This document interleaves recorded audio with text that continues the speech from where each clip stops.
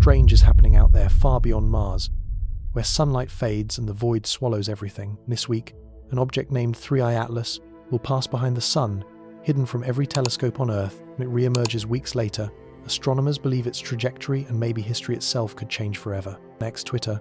Astronomers are already whispering 3IATLAS is the third ever interstellar object discovered. On Reddit, theories multiply, and it's glowing at 4.4 AU.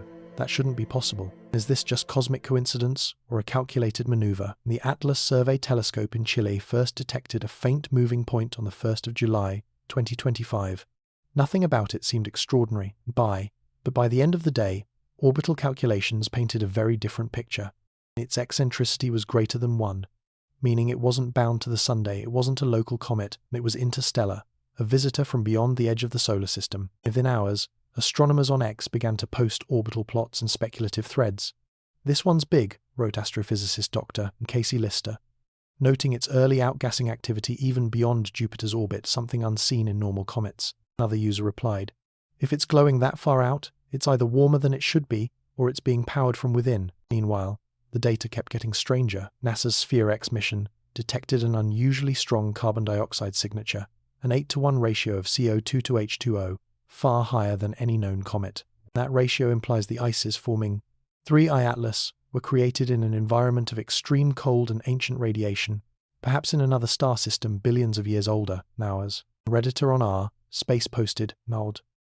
If that ratio is right, we might be looking at one of the oldest preserved objects in the galaxy. Others began linking telescope data, showing a reddish spectrum in visible light, something typical of long-aged interstellar material, but rare in comets. This, inactive, new telescope data points to 3IATLAS being very red in visible light, maybe not a comet after all. Yes. As the online chatter exploded, official agencies remained quiet. NASA confirmed only that 3IATLAS was interstellar in origin, and that multiple observatories, including the Mars Reconnaissance Orbiter and James Webb Space Telescope, would track it throughout October. SPA. But it wasn't just scientists paying attention. Across X, amateur astronomers began cross-referencing its projected closest approaches to Venus, Mars, and Jupiter, realizing that the geometry lined up almost too perfectly. One viral thread under number 3IATLAS read, 3 planetary alignments within 60 days. That's a 1 in 20,000 probability. Something about this path is engineered. Others dismissed it as coincidence, but the numbers kept trending, and the hashtag number, October 29 Flyby, began gaining traction as influencers posted countdown timers, arguing this might be the first real test of whether an interstellar object can change its course near the Sunday. Even mainstream astronomy blogs admitted curiosity. "It's almost too perfect," one wrote, "and its timing, trajectory, and brightness don't break physics, but they bend it. Now, all we know is this. An object older than Earth is racing toward the inner solar system and trailing a chemical signature that doesn't match anything we've catalogued. And on October 29, it disappears behind the Sunday. You think the path of 3IATLAS is random? You think it's just another frozen rock from the void, following gravity's indifferent pull through space? You're wrong. Because when you map its movement across the solar system, what looks like chaos starts to resemble choreography. The very first data published by the Atlas telescope in Chile, astronomers noticed something strange. The numbers didn't behave like a wandering comet, and the object's hyperbolic velocity exceeds 130,000 miles per hour. Too fast for the sun's gravity to hold it. Too clean to be chaotic. On paper, that speed means one thing. 3IATLAS is an interstellar traveler, a visitor from outside everything we know. The direction it came from, the angle of entry, is where things stop making sense. On Reddit, threads exploded. If it's truly interstellar, why is its inclination so small? A user on R, Astronomy asked, linking orbital plots that show it moving nearly along the ecliptic plane, rather than diving in from some arbitrary cosmic angle. Another added, "It's too aligned, like someone aimed it through our planetary system on purpose." Even professionals noticed the anomaly. Typical interstellar bodies approach at wild angles, 30 or 40 degrees off-plane. 3IATLAS is gliding at almost zero. That near-perfect alignment makes its encounters with Mars, Venus, and even Earth's orbital path statistically improbable. In a viral X Twitter post, tag number 3IATLAS trajectory, one orbital modeler wrote, 3 planetary alignments in 60 days, odds of that under random distribution, less than 1 in 20,000. Another replied, half joking, "Either the universe has perfect aim or someone plotted this course." The phrase stuck. Plotted, because every new simulation seems to tighten that pattern rather than loosen it. By early August, NASA confirmed the object's perihelion distance, its closest pass to the Sun at 1.44 astronomical units, just inside Mars's orbital range. On the 3rd of October 2025, it will sweep within 30 million kilometers of Mars, close enough for orbiters like ExoMars TGO to capture spectral data. Then less than 4 weeks later, October 29, it slides behind the Sun, entering the solar conjunction phase where every telescope on Earth goes blind. That's when the speculation becomes feverish. Behind the Sun, no one can see. Could 3IATLAS change direction while hidden from us? Could it accelerate, shift, or deploy something we wouldn't detect until it's too late? Our air. Space, one post titled Solar Cloak Event Incoming, drew thousands of comments. If it's going to maneuver, that's when it'll do it, a user wrote. Out of sight, out of data. Others called it paranoia, reminding everyone that outgassing jets can produce subtle trajectory changes, nothing exotic about that. NASA's early modeling found no significant non-gravitational forces, no measurable push from venting gases, no deviations from predicted motion. That's not what scientists expected. Because this thing is active, it's spewing carbon dioxide and dust thousands of kilometers into space. And according to SphereX infrared data, it's emitting an 8-to-1 ratio of CO2 to H2O, a chemical imbalance that shouldn't exist if it were just frozen leftovers from a young star system. That ratio is insane. One astronomer posted on X, and it's like it's engineered for atmosphere building, not just sublimation. In Reddit's deep threads, users began connecting that data to Mars. The comment reads, "If you wanted to thicken Mars's atmosphere fast, you'd send something with that CO2 load straight past it." The thread blew up in 4Ts. Yet even skeptics couldn't fully explain why 3IATLAS remains so stable despite its violent venting. Usually when a comet vents that much gas asymmetrically, it wobbles. This one doesn't. It's flying like it has guidance, a user wrote, not like a spinning rock. On X, orbital animators compiled all known data into 3D renders. "Look at how clean that curve is," wrote at Astromason, sharing a GIF of its projected path threading perfectly between the orbits of Mars and Earth. And that's not chaos, that's precision. Whether coincidence or cosmic geometry, it's mesmerizing. ESA's official statement tried to downplay it. 3IATLAS is following a typical hyperbolic trajectory consistent with interstellar dynamics. But even within that cautious phrasing, they admitted, the object's plane of inclination is unusually low, and that's the kind of bureaucratic understatement that fuels conspiracy. Because beneath the data, there's something psychological. People are seeing patterns where science says none exist, but the patterns keep fitting too well to dismiss entirely. Some scientists, like Avi Loeb, argue the focus should be on what it does next. In one Medium post he wrote, "If 3IATLAS maintains a consistent trajectory through solar conjunction without measurable deviation, it proves it's inert, 4E8. But if it emerges shifted by even a fraction of a degree, then something more complex is happening. That's where the probability problem truly begins, because statistically, for 3 interstellar visitors, Oumuamua, Borisov, and now Atlas to appear within less than a decade defies normal expectations. Researchers point to improved detection systems.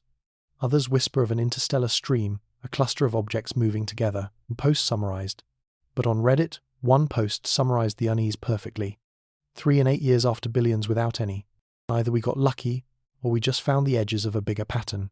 There's also the matter of symmetry. Plotted, 3IATLAS's entry and exit vectors form near-mirror lines across the solar plane, as if reflecting through the Sun itself. Coincidence? Maybe. Yet those who track orbital analytics online note how rare such reflections are among known hyperbolic objects, and it's geometrically elegant, one user wrote.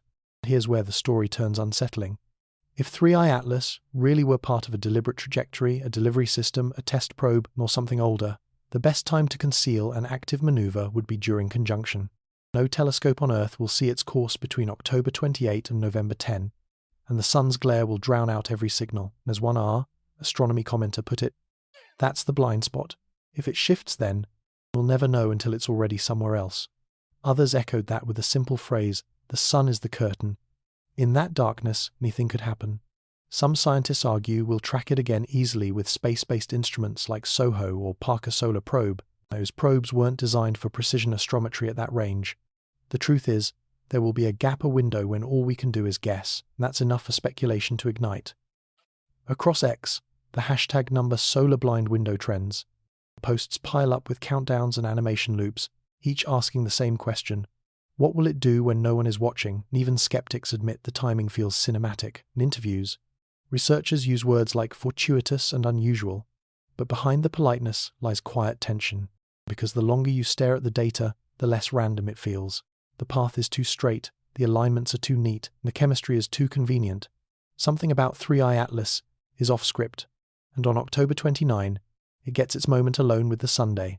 When it comes back, we'll know whether that script continues or whether a new one has just begun. Observation gaps and the solar cloak. When the world looks away, the data goes silent, and that's when the real story begins. For all our telescopes and technology, there is still one ancient weakness in human observation: the sun itself. Its light blinds our instruments, overwhelms our sensors, and turns the sky into static. This October, that flaw becomes the universe's perfect hiding place. 3IATLAS is moving directly into solar conjunction, the one stretch of its orbit where Earth's view is completely severed. No ground-based observatory can track it once it slips within 12 degrees of the sun's glare. No space telescope can risk exposure to that brilliance. And for roughly 2 weeks, the object vanishes, not behind distance, but behind light. And that's when even scientists begin to whisper the same questions spreading across X and Reddit. What if it changes while we can't see? And astronomers call this phase a data gap, a simple observational limitation. I know. But this time, it feels like something else, a solar cloak drawn across the stage. Next, hashtags like #SolarBlindWindow and #Atlas Behind the Sun begin to trend, and carrying thousands of countdown posts from enthusiasts and skeptics alike. A popular thread reads, "Atlas will be invisible for 17 days. If anything anomalous happens, we won't know until November." Another reply adds, "That's the perfect cover for a maneuver." And even though it sounds like science fiction, the timing makes it plausible enough to make the public uneasy. It's not paranoia, it's math. You calculate the geometry. 3IATLAS passes exactly behind the solar disk from Earth's perspective, meaning that from October 28 to November 10, even NASA's heliophysics missions like SOHO and STEREO will lose optical tracking. The object will be hidden inside a radiant storm of plasma and magnetic noise. I do. During that window, any acceleration, rotation, or change in trajectory smaller than a few kilometers per second will be undetectable. As 1R, astronomy commenter wrote, "It could sneeze and we wouldn't know." The official statement from ESA's Planetary Defense Office insists there's nothing unusual expected, and the conjunction period will temporarily limit ground-based observations, but tracking will resume normally in November. Yet in their internal notes released through public data summaries, the agency adds, "Orbital recalibration may be required upon reacquisition." That phrase caught attention. It's bureaucratic code for, "We might not find it exactly where we expect." Next, speculation turns visual. Users post AI-enhanced animations of the comet vanishing into the sun's corona, labeling it the moment of truth. And it's not about whether it changes course, one post reads. It's whether we'll admit it if it does. Conspiracy hashtags collide with astrophysics threads, blurring fact and theory until even experts can't separate them. Meanwhile, data continues streaming from instruments like Parker Solar Probe, but its sensors are tuned for solar wind, not faint objects beyond it. The best we'll get are indirect signatures, fluctuations in dust, magnetic fields, or unexpected radiation spikes in the region 3IATLAS crosses. And if anything deviates from normal patterns, it might go unnoticed amid the chaos of the sun itself. One researcher from the University of Michigan told Spaceflight Now, "There's a non-zero chance we'll lose positional lock entirely, and if that happens, we'll have to hunt for it again." That sentence, shared thousands of times across X, becomes its own kind of countdown alarm. By early October, online observers began compiling every live data source they could find: solar coronagraphs, heliophysics feeds, and radio arrays trying to triangulate anything that might trace 3IATLAS's signal through the glare. The truth is simple: during conjunction, silence is all we get. And in that silence, imagination fills the void. Users treat it like a digital vigil. Day 3, still no signal. Day 9, the sun has swallowed it. Day 13, either it's fine or it's not what we thought. Each post gathers thousands of views, thousands of nervous replies. Then a single X thread, posted by a self-proclaimed satellite operator, claims something wild. There's a faint radio reflection on 8.4 GHz drifting slowly against solar noise. It spreads instantly. Journalists call it unverified. NASA calls it instrumental interference. But for a few hours, the internet believes we've heard 3IATLAS speak. Even professionals admit the suspense.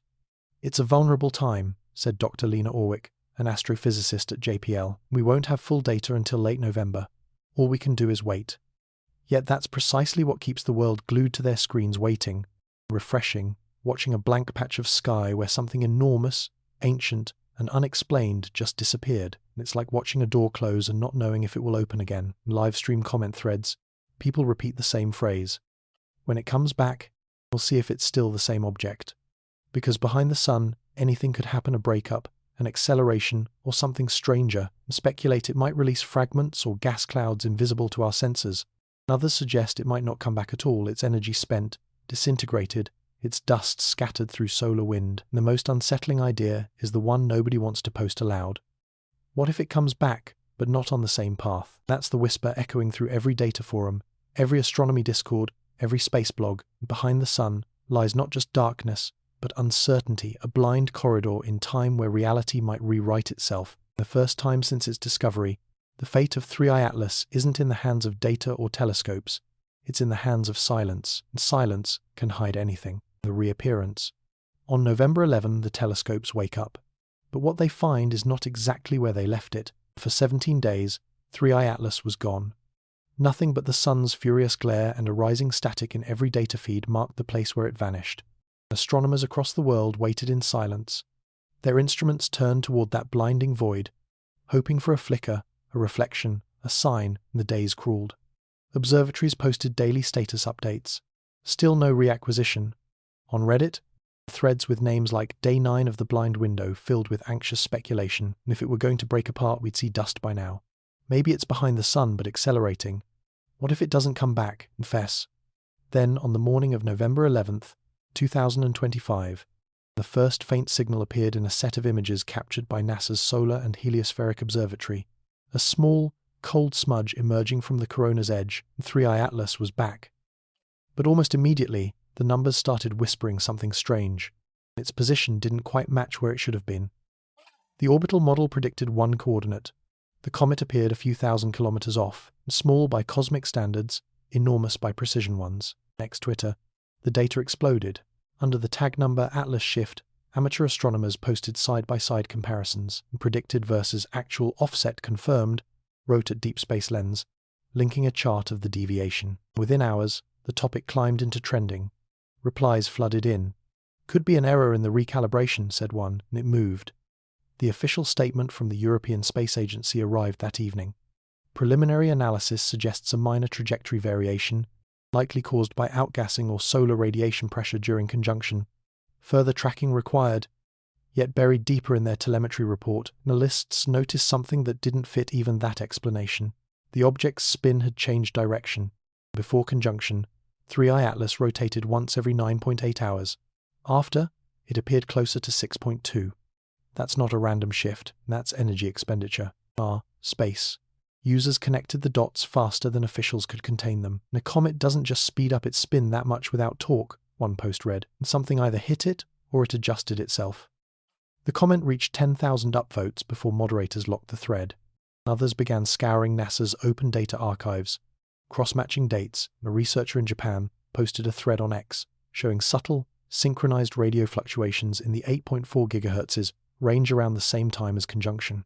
Interference near solar proximity origin undetermined, it read. The reply chain beneath it simply said, or communication. As the days passed, more anomalies appeared. The coma, the glowing envelope of gas around the nucleus, was dimmer than expected. But the infrared signature was hotter, and that meant less dust, more energy.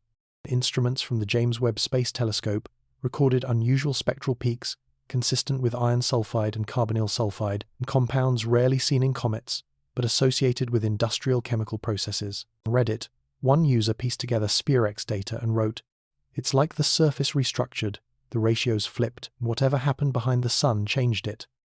Another replied bluntly, "Maybe it woke up." By mid-November, telescopes confirmed the offset persisted, and the orbit had shifted by 0.003 degrees, tiny, but statistically impossible under predicted models. And that difference meant a small thrust equivalent to a controlled course correction. NASA scientists insisted it could be natural, citing asymmetric outgassing from sun-heated fissures. But the numbers didn't match. There wasn't enough vented material to account for that much delta V. On X, Dr. Lena Orwick from JPL wrote, "If the spin change and the trajectory shift are both accurate, we're looking at either two coincidences or one explanation." The thread gained over 5 million views in 24 hours. Beneath it, a reply simply read, "And one explanation is the hardest to accept. Ground-based observatories finally captured clear visuals. Another surprise emerged. The nucleus looked cleaner, sharper, and before conjunction, it had been wrapped in a thick, fuzzy coma. After, it was compact, condensed, reflective. "It's like it shed its skin," said one astronomer on a live stream. Others joked nervously that it looked metallic. NASA avoided that term, describing it as unusually specular, meaning smooth and reflective to a degree not seen in natural comets. It could just be fresh ice exposed after activity, the report said. But if that were true, the spectral readings should have cooled. They hadn't, and 3IATLAS was radiating more heat, not less. By late November, whispers of an intentional burn circulated online. Now, if it used sunlight to trigger an internal reaction, it could have altered its spin, said a Redditor claiming aerospace experience. That's what we do with solar sails. His post, half technical speculation and half awe, summed up what everyone was thinking, and something used the Sunday theories multiplied like wildfire. Some claimed it was a relic from another civilization performing pre-programmed maneuvers. Others said it was natural and unstable mass of volatiles releasing gas in bursts like heartbeat rhythms. Both camps could point to data that fit their view, and both could be wrong. Then came the radar echo. November 18, a deep space tracking station in Goldstone reported a weak but repeating signal pattern reflected from the object periodic. Structured, non-random. Officially, NASA called it a processing artifact, an error caused by overlapping solar interference, and screenshots of the raw spectrogram leaked online within hours, showing 4 repeating peaks at precise intervals, 4 tones, 6 seconds apart. Read the caption. Nothing natural does that. Within a day, the image was everywhere: memes, breakdowns, slow-motion analyses overlaying Morse code translations, and scientists begged for calm. But public curiosity had already turned to conviction. The question wasn't if something intelligent was behind 3IATLAS. It was when we'd admit it. The first week of December, the comet's trajectory stabilized again, gliding outward from the sun, seemingly back on course except for one new detail, and its heading now intersected a point between Mars and Earth, not toward us, but closer than before. The adjustment was subtle, small enough to be dismissed as orbital drift, yet to those watching every data point, it felt deliberate in its changing lanes. Someone posted on Astronomy, attaching a new trajectory plot, heading closer to the inner system. Replies poured in, for a flyby or a delivery, and of the top-voted comments read only, "We were never the observers, we were the destination." 3IATLAS glowed faintly in the twilight of the southern sky. Even the professionals stopped speaking in absolutes. "We're collecting data," they said. "We'll know more soon." But everyone knew what that really meant. No one had an answer. All the models, all the probabilities, all the comfort of science couldn't disguise the feeling that something had looked back at us from behind the Sunday. The object had returned, changed leaner, brighter, closer. Though every official press release framed it as a normal phase of orbital evolution, even the language sounded afraid. Some nights, as telescopes tracked that tiny point of light gliding beyond Mars, the sensors picked up rhythmic brightness fluctuations, soft pulses at perfect intervals. It could be rotation, it could be coincidence, an error. But it also could be something signaling in plain sight, using nothing but light. The longer we stared, the clearer one thought became. The one none of us could shake. Whatever happened behind the sun didn't stay there, and it followed us home. At first, no one wanted to believe it was real, and a faint oscillation buried deep in the background noise, repeating every 6 seconds like a steady heartbeat inside the static. The first radar echo came from Goldstone, then another from Canberra, and finally one from the Madrid Deep Space Network, and each station confirmed the same thing, a rhythmic reflection coming from the direction of 3IATLAS, consistent in interval but not in strength. NASA labeled it a signal anomaly and advised restraint. But the data spread before the official reports could even be compiled. In 24 hours, screenshots of the raw spectrogram were on X, Twitter, tagged under number Atlas Ping, with millions of impressions. Amateur analysts enhanced the audio, slowed it down, inverted it, and turned it into something eerie, a pulsing tone that seemed to breathe, mechanical but oddly organic. "Listen carefully," wrote one user, uploading a spectral visualization to RSpace, and you can almost hear structure. At first, scientists dismissed it as interference, stray radar reflections bouncing between transmitters, maybe solar activity mixing frequencies, and by the second day, the pattern held its rhythm through solar wind fluctuations and magnetic storms. No known interference maintains interval coherence like that, one communications engineer wrote on X. Whatever it is, it's consistent. A thread from @AstroMason showed overlay graphs comparing the 3IATLAS signal with the telemetry from the Mars Reconnaissance Orbiter, revealing a perfect harmonic ratio of 2 to 3 between the intervals. "That's either a coincidence," he posted, "and it's synchronizing with our own signals." The tweet was viewed more than 10 million times before NASA's social media team quietly issued a statement reminding everyone that correlation does not imply coordination. It didn't help. The world was already watching, and by mid-December, the word signal had slipped into headlines. The Guardian ran with 3IATLAS emits rhythmic echo, scientists cautious. CNN called it the Deep Space Pulse. Reddit called it the knock. And every 40h night, under the hashtag number #AtlasKnock, thousands of posts shared visualizations, theories, and fears. Some claimed it was Morse code, and others said it was telemetry from an automated system. A few argued it was simply the rotational flicker of sunlight against a reflective surface. Quote, "Yet, as one astrophysicist on X explained, specular reflections wouldn't maintain consistent timing over such a range of observation points, and this looks generated, not incidental. What made it worse, or maybe better, was how small the effect was.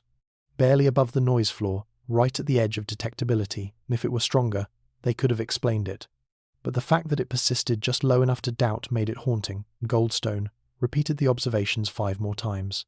Each sequence showed minor Doppler shifts, corresponding to the object's rotation rate, the same 6-second period that began after conjunction, and it was as if the object was using its spin to modulate a reflection. "Like a mirror blinking at us," wrote at Deep Space Lens.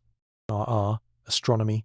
One user calculated that if the pulses were directional reflections, the signal's energy output would be equivalent to just a few hundred watts, the kind of power a small probe could produce. "That's what scares me," another replied. "If it's that efficient, it doesn't need to be big." Quote, and governments began issuing quiet restrictions on data sharing. ESA's public radar feeds were suddenly password protected, and the Deep Space Network's real-time plots disappeared from its dashboard for maintenance. But the silence only made people dig deeper. In days, an independent observatory in Chile published its own verification using optical photometry instead of radar. They detected the same 6-second interval in brightness, not in radio.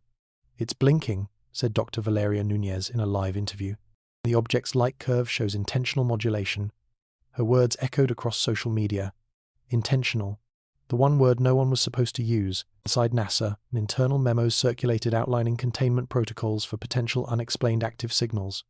One leaked onto Reddit under the title Atlas Protocol, 3 to 9, detailing steps to verify artificial origins, cross-spectral analysis, delay correlation, polarization tests. Most of it read like routine science, but one line stood out.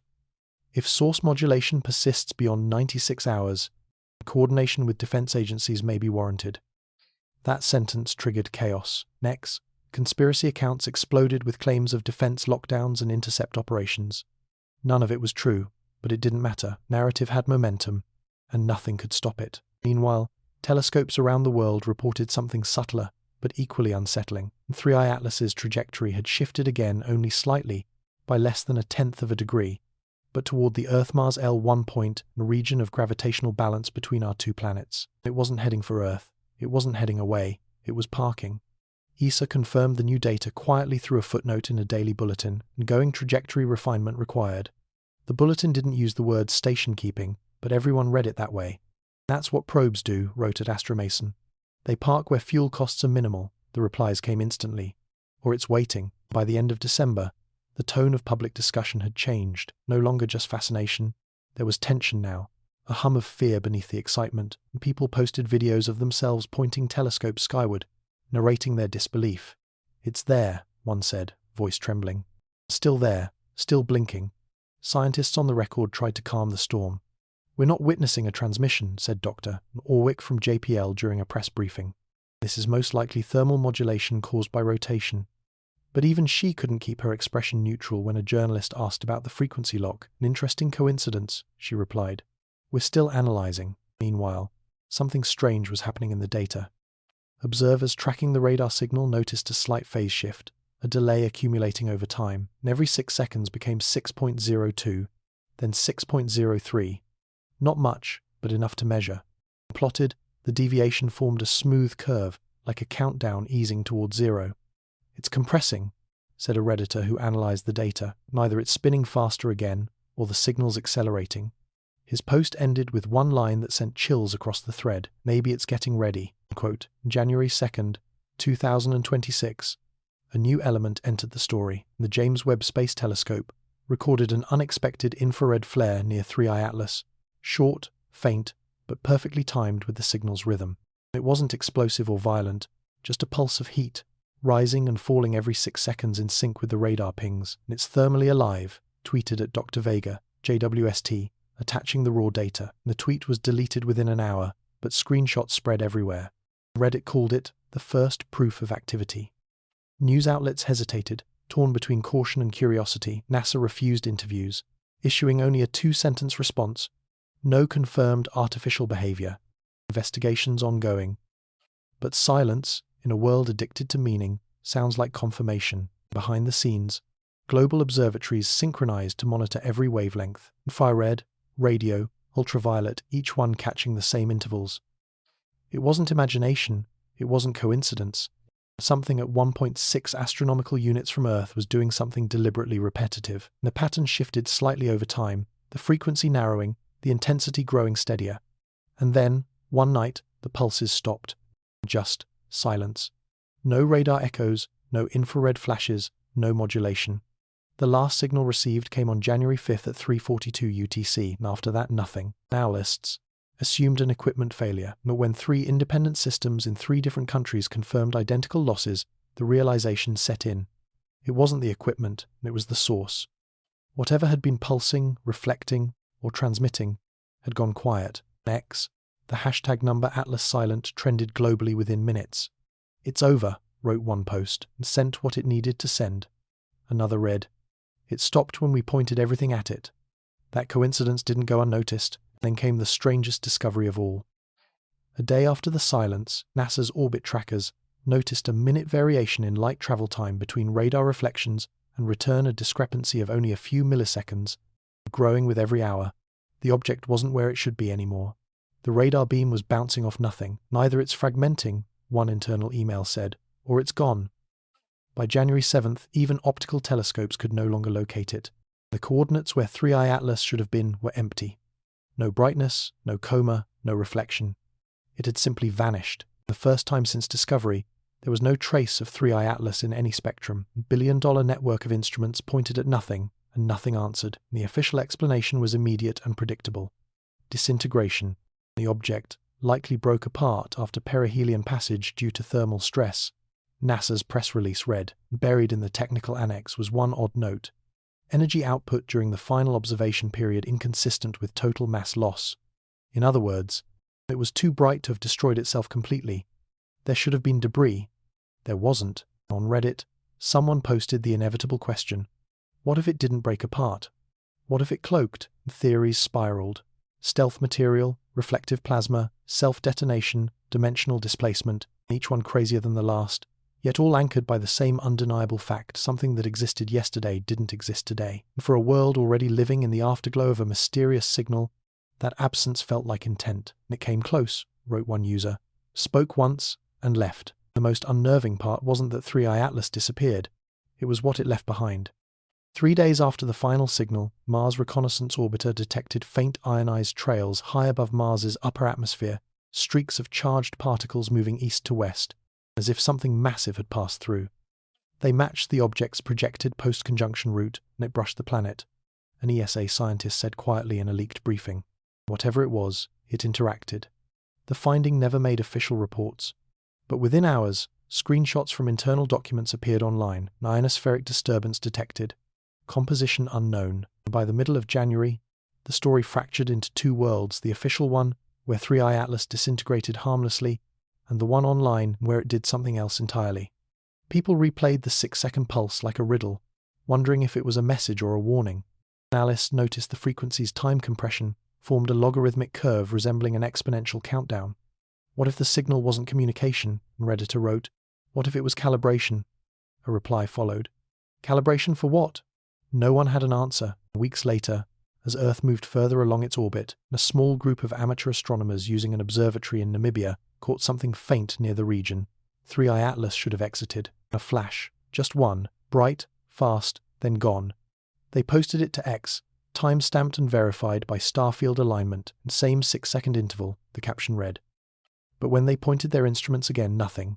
Just the stars. Now, every telescope keeps half an eye on that empty patch of sky, waiting for something to flicker back into existence. Maybe it will, maybe it won't. And for everyone who listened to those pulses, watched those intervals tighten, and saw that sudden silence, one thought refuses to fade. It came closer than we ever realized. And maybe it never truly left. The silence didn't end the story. It deepened it. Because sometimes, absence speaks louder than any signal, and 3IATLAS vanished from every telescope on Earth. The world didn't breathe a sigh of relief, it held its breath. Scientists called it a disintegration, the media called it a mystery. The people watching the sky every night, those who had seen the 6-second pulse and tracked its path across the void, and called it something else entirely. A disappearance that felt intentional, and in the weeks that followed, small, quiet anomalies began to appear so faint, so localized, that only those still obsessed enough to look noticed them. It began on the 18th of January 2026, when an independent radio astronomer in Argentina, Luis Calveta, posted a thread on X titled "Residual Frequency Drift Detected in DSN Window."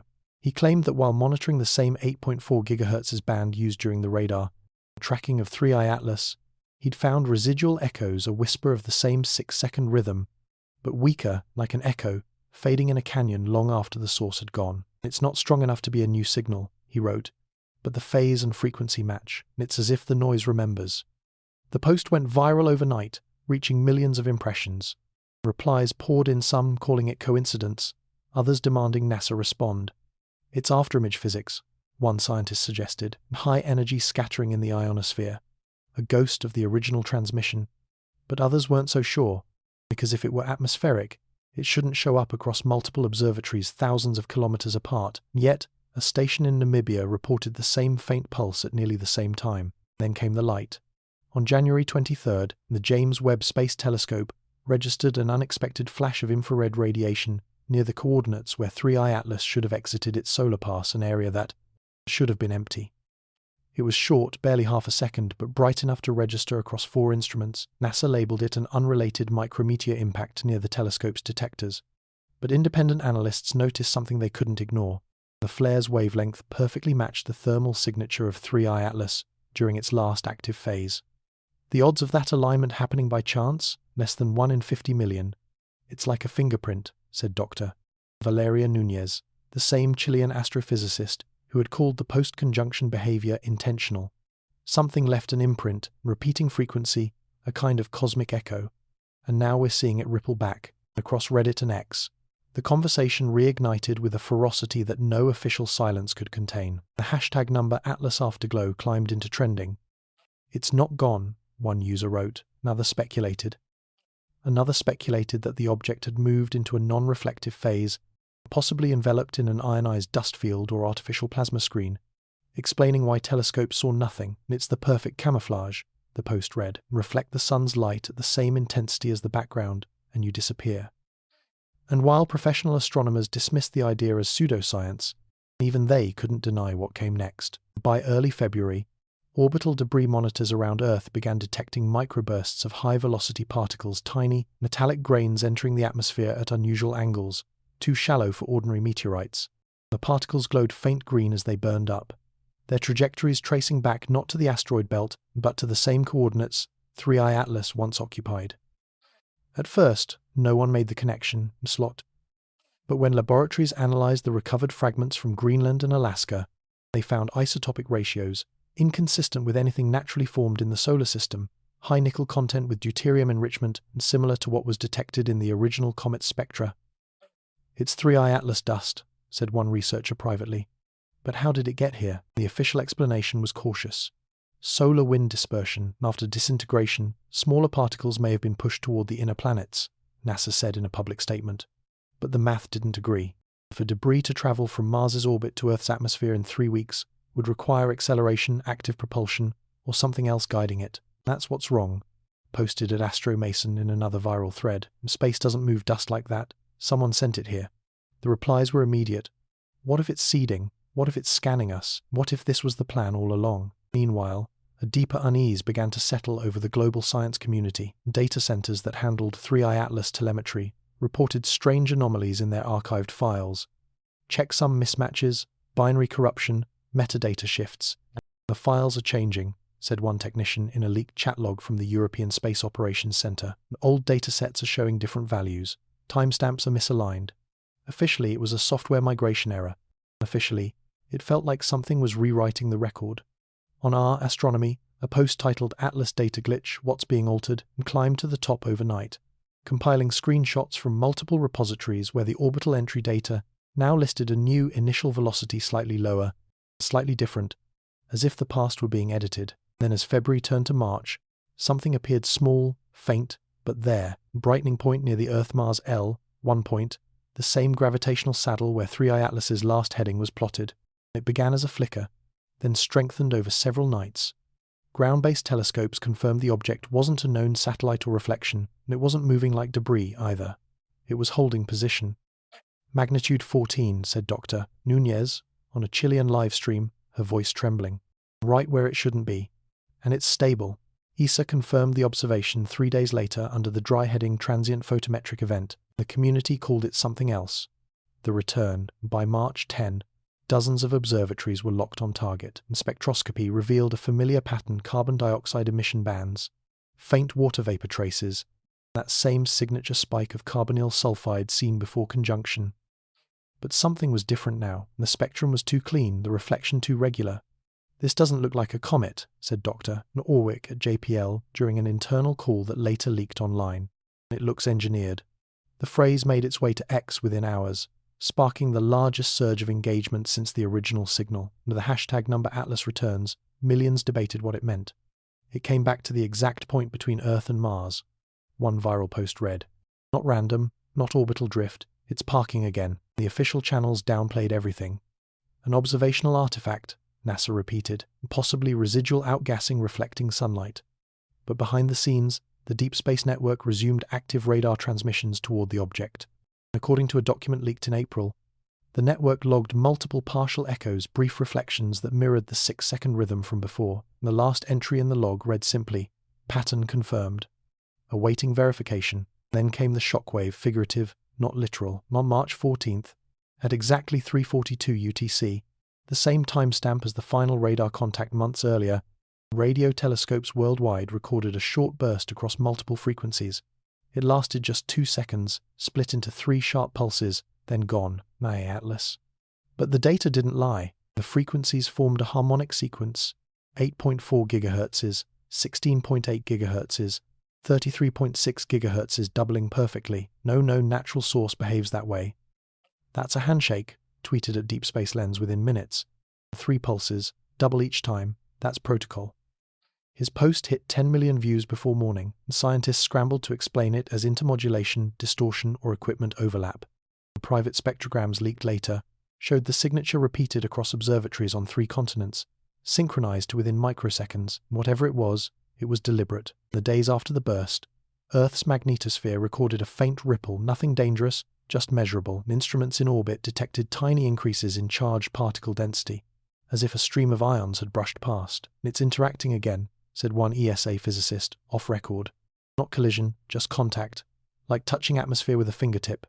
That same week, small-scale auroral events appeared at unexpected latitudes, glimmers of green and violet lights rippling above regions far from the poles. The public saw beauty. Scientists saw a pattern. Each flare corresponded to the same 3:42 timestamp, looping every 24 hours. By late March, the story had become impossible to contain. The object's presence at L1 was undeniable. It hadn't just returned, it was doing something, and whether emitting, reflecting, or simply existing in a way that defied category. 3IATLAS, or whatever remained of it, was now part of the inner solar system. The media began calling it the Watcher, and observers posted daily brightness logs, timing each faint flicker. Once again, the rhythm returned, not 6 seconds this time, but 12, stretched, slower, like a heartbeat that had changed tempo. People all over the world began hearing about it, and soon millions tuned in to live streams tracking that single, cold dot between planets. And they watched as, night after night, it pulsed faintly, almost imperceptibly, like a signal breathing through the dark. Every time it flared, it seemed to correspond to a subtle increase in geomagnetic noise, barely measurable but real. It's syncing with Earth, wrote one physicist anonymously. It's learning the rhythm. Governments tightened control. Data servers were locked behind new encryption. Observatory access was limited under new data integrity policies. Yet nothing could stop the growing sense that something was watching back. Satellite operators reported strange radio interference during certain orbital passes, precisely aligned with 3IATLAS's coordinates. It's like a whisper through static, one engineer said. You tune it out, but it's there, always there. And in that quiet persistence, a terrifying realization began to take root, not that we had detected something, but that something had detected us. In the absence of clarity, stories filled the void. Some said it was a machine, an ancient probe passing messages between stars, its creators long gone, and others said it was alive, a form of matter that communicates through radiation and resonance. Even suggested it was responding, not to our signals, but to our attention itself, reacting when observed, quiet when ignored, and as if awareness were part of the interaction. Us. It behaves like it knows when we're looking, said Dr. Nunez during a late-night interview. Her voice soft but steady, and that's what frightens me the most. Weeks passed, but the pulse remained. Slower now, distant. Every telescope pointed at the L. One region recorded at 12-second intervals, unwavering. Then, in April, something unexpected happened. The pulse doubled again 6 seconds, exactly like before, and then it stopped mid-cycle, frozen halfway through its rhythm, as if waiting for something. Observatories logged the silence, compared notes, recalibrated their instruments, policies. But before anyone could announce the all-clear, the signal returned not from L1, but from the opposite direction. Somewhere beyond Earth's orbit, near the trailing Lagrange point, a new source began pulsing identical frequency. Same modulation, and 2 points now, equidistant on either side of the planet, blinking in perfect synchrony. When plotted, they formed a line through Earth's core, a symmetry too perfect to ignore. And as scientists stared at that alignment, the realization settled like a weight pressing on every breath, and something had positioned itself on both sides of us. That night, while the world argued and scientists scrambled, one final anomaly was detected, subtle but chilling. The first time since discovery, the signal wasn't just an echo. Embedded within the harmonics was a modulation humans could interpret, not language, not data, just a pattern. 3 long pulses, 3 short, 3 long again, though no one dared to say it aloud. Everyone recognized the universal rhythm.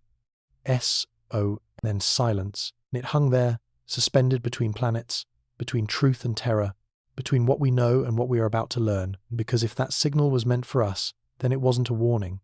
It was a reply. It began as a whisper across the sky, 3 long pulses, 3 short, 3 long. The universal cry for distress. SOS. Every observatory on Earth recorded it within seconds of each other. An electromagnetic tremor rippling through space. No distortion, no randomness. Just a perfect mathematical pattern resonating across 2 synchronized sources sitting opposite one another. Framing our planet like silent sentinels, the data hit the networks. Chaos followed. The Deep Space Network went into immediate lockdown. NASA's servers went dark. The European Space Operations Center switched to restricted mode, citing telemetry contamination. But it was already too late. The data was out, and someone had streamed it live on our Spacewatch, broadcasting in real time as the pulses arrived. Within minutes, millions were listening to that eerie hum through their phones, a low, rhythmic oscillation that seemed to vibrate in your bones. 3 long, 3 short, 3 long, and then nothing, the sound of the universe answering itself. The governments tried to contain it. On X, Twitter, official accounts posted statements urging calm. No verified artificial origin, NASA wrote. Signal analysis ongoing. But the tone felt hollow, bureaucratic, terrified. ESA echoed the same message, adding that the sources are likely reflective interferences from charged solar plasma. The world didn't buy it, because for the first time, the pattern wasn't noise. It was communication, and everyone could hear it. The next 24 hours became a global fever dream. Reddit threads titled "We Got an SOS" hit hundreds of thousands of comments. YouTube streams looped the signal on endless repeat, each one pulling in millions of views. TikTok creators overlaid the hum with slow, apocalyptic music, asking, what if they're calling for help? On the surface, it felt like a viral sensation, another wave of cosmic hysteria. But beneath that noise, real scientists were panicking, because buried deep in the waveform of the signal, subtle variations were visible, harmonics within harmonics, as if something inside the pulse contained structure. It wasn't random radio energy. It was encoded at California Institute of Technology. an interdisciplinary team began decoding the modulation. Using Fourier decomposition and harmonic analysis, they identified repeating mathematical ratios, prime sequences, Fibonacci intervals, fractal-like self-similarity. "It's mathematics," said Dr. Rima Patel, the lead data analyst. "Math is the language of intent." On X, she posted a single, understated message. "It's not just an SOS. It's something trying to speak in numbers." The post reached 10 million views before being quietly deleted. Her account disappeared hours later. Meanwhile, the two synchronized sources, one near Earth-Mars L1, the other at the trailing Lagrange point, remained perfectly stationary. Their pulses alternated every 12 seconds, like a conversation we weren't meant to interrupt. Space agencies coordinated emergency meetings behind closed doors, but fragments of communication leaked. "We're looking at a coordinated dual emission," read one memo attributed to ESA. "If artificial, this implies awareness of orbital mechanics and positional control." That phrase, positional control, broke containment. Within hours, it was trending globally under number Atlas reply, and people began connecting dots that scientists weren't ready to connect. And two sources, one message, same frequency, same pattern, wrote a Redditor on R Astronomy Live. Not just sending distress, they're calling to each other. By the end of January 2026, telescopes worldwide were locked onto both coordinates, and then, slowly, the data began to change. The pulse repetition rate accelerated from 12 seconds to 10 to 8 to 6, the exact same rhythm as before. This time, the pulses grew louder, sharper, more coherent, and radio telescopes from ALMA to Arecibo 2 recorded harmonic overtones that extended beyond the normal range of interstellar background radiation. "It's gaining amplitude," said Dr. Nunez during a live interview on Chilean national television. "That means it's not fading away, it's charging." X, at Astromason, posted a terrifying observation. "The power curve fits an exponential model. Whatever it is, it's ramping up like an engine." His tweet received 1 million likes in under an hour before being flagged for public misinformation. By that night, the phrase "charging up" had replaced SOS in the global lexicon. Livestream viewers counted the seconds between pulses like the ticking of a clock and said it sounded like thunder slowed to infinity. Others said it felt like breathing, as if space itself was inhaling before the storm. Then on February 2nd, something moved. The first motion came from the object at L1. A slight drift, measurable, undeniable. Within a few hours, the second object mirrored it perfectly from the opposite side. They began moving toward Earth, synchronized to the millisecond. Orbital decay, NASA called it, probably gravitational drift due to Lagrange instability. But orbital decay doesn't accelerate. This did. Within a single day, both objects closed half their distance to the planet. "They're falling in," whispered one commentator during a live stream, watched by 80 million people. "Or they're coming closer on purpose." The world split between awe and terror. News networks broadcast countdowns, theories flooded social media, alien distress beacons, probes seeking energy, precursors of invasion, simply ancient machines executing forgotten commands. But as the objects approached, something even stranger happened. Their pulses began to phase shift, slowly sliding out of sync until each one overlapped perfectly, every third cycle forming a resonance wave that bathed Earth's magnetosphere in a faint hum detectable even by amateur radio. For the first time, anyone with a basic receiver could hear it, a low oscillating tone that seemed to vibrate the air around you. Soft but omnipresent, like the planet itself was humming. The global reaction was instant. Some prayed, some cried, and simply went outside and listened, staring up at the empty blue sky as that invisible pulse brushed across them. In major cities, it was said that car alarms flickered, power grids trembled, and compasses quivered for seconds at a time. "The field disturbance is real," confirmed ESA's magnetosphere monitoring team. "But it's weak, harmless. For now." By February 4th, the objects had slowed their approach, halting roughly 600,000 kilometers from Earth, farther than the Moon, but close enough to see as faint moving dots through powerful telescopes. The James Webb Space Telescope captured high-resolution images of one. It wasn't spherical anymore. It had unfolded, and what had once been a rough, icy nucleus now stretched into a hexagonal lattice, radiating filaments of reflective material like petals around a dark core. The symmetry was impossible to mistake. "That's not a comet," said Dr. Orwick, voice breaking on a live stream. "That's architecture." The world lost its collective breath. The image went viral instantly, a ghostly, crystalline form drifting against the black, its surface gleaming like glass, geometric and deliberate. "Looks like a Dyson petal," wrote at Deep Space Lens on X, referencing speculative solar harvesting structures. "It's collecting light, And indeed, instruments confirmed a massive spike in local photon absorption near the object, a concentration of solar energy thousands of times greater than a comet could reflect. As the object unfolded, the pulses changed again. No longer just rhythm modulation, a spectrum of frequencies, layered and interlaced, creating what analysts later called a chorus of patterns. It was no longer an SOS, it was something else entirely: information, encoded, structured, alive. Governments scrambled to control the narrative, but the truth was out, etched across every amateur telescope live streaming the unfolding event. "We're watching technology older than our civilization," whispered a host on a global broadcast, "and it's moving closer." As the pulses strengthened, strange atmospheric phenomena began to ripple through Earth's upper ionosphere. High-latitude auroras descended as far south as Texas and North Africa. Radio static intensified, and time-lapse videos showed skies flickering in rhythmic waves matching the signal intervals. Humanity was seeing and feeling something larger than comprehension. Then came the transmission. On February 6th, all across the deep space network, a singular broadband pulse surged through every monitored frequency simultaneously. And it wasn't the 6-second heartbeat anymore. It was one continuous waveform, dense, layered, incomprehensible.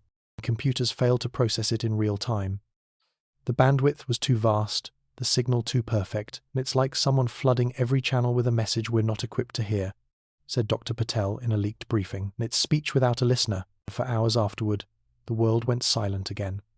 Both objects held position, the pulses faded, the magnetosphere stabilized. And then on February 7th, as dawn broke across the Pacific, a final pattern appeared, this time in visible light. The object facing Earth shimmered faintly, its hexagonal form glowing in a precise grid of dots. When decoded, the coordinates formed a simple line, a trajectory. It wasn't pointing away from us. It was pointing down and toward Earth. No one knew what it meant. An alignment, a message, a countdown. Deep in that revelation, in the electric stillness that followed, one truth took hold. Whatever had been sending the SOS wasn't asking for help anymore, and it found a place to land. As telescopes watched that luminous lattice pivot ever so slightly, aligning perfectly with the planet's axis, and a cold wave swept through every command center and every observatory. Because for the first time in history, humanity realized the conversation wasn't distant. It was here. As the light brightened in perfect rhythm, one last thought echoed across every radio, every screen, every human mind watching the heavens. Message was never a call for rescue. It was an arrival notice. In the early hours of February 9th, 2026, before sunrise touched the Pacific, the world changed again. And it started with a flicker in the solar telemetry, feeds an almost imperceptible tremor in the data streams relayed from satellites near L1. The feeds went dark for precisely 12 seconds, and they returned. Every instrument that had been monitoring 3IATLAS showed the same thing. The object was no longer stationary. It was moving, slowly at first, then faster. Its hexagonal lattice, once glimmering in stable formation, began to fold inward like a closing flower, and by the time the data refreshed, it was no longer a diffuse geometric shimmer, but a single compact structure, dense, bright, accelerating toward Earth. It had begun its descent. The government scrambled to respond. The Deep Space Network transmitted continuous radar sweeps, trying to measure the deceleration curve. 3IATLAS didn't follow ballistic rules. It fell as if it were aware of gravity, adjusting its trajectory as though surfing invisible currents. Analysts called it controlled descent. Officials called it unexplained course stabilization. No one used the word landing. Not yet. The official distance updates came every few hours. 500,000 kilometers, 400,000, 300,000. News outlets around the world displayed countdown banners beside live orbital maps, the way they once did for space missions. But this wasn't a mission. It was something approaching from beyond. And it wasn't slowing down the way a rock would. It pulsed, and every few minutes, its surface flared with that familiar light 12 seconds apart, like a heartbeat marking the passage of inevitability. Next Twitter, panic turned poetic. "It's breathing," one user wrote, night live. Under the tag number Atlas Descent, live streams multiplied animation overlays, simulation threads, and people gathering on rooftops to stare at the faint moving speck near the moon.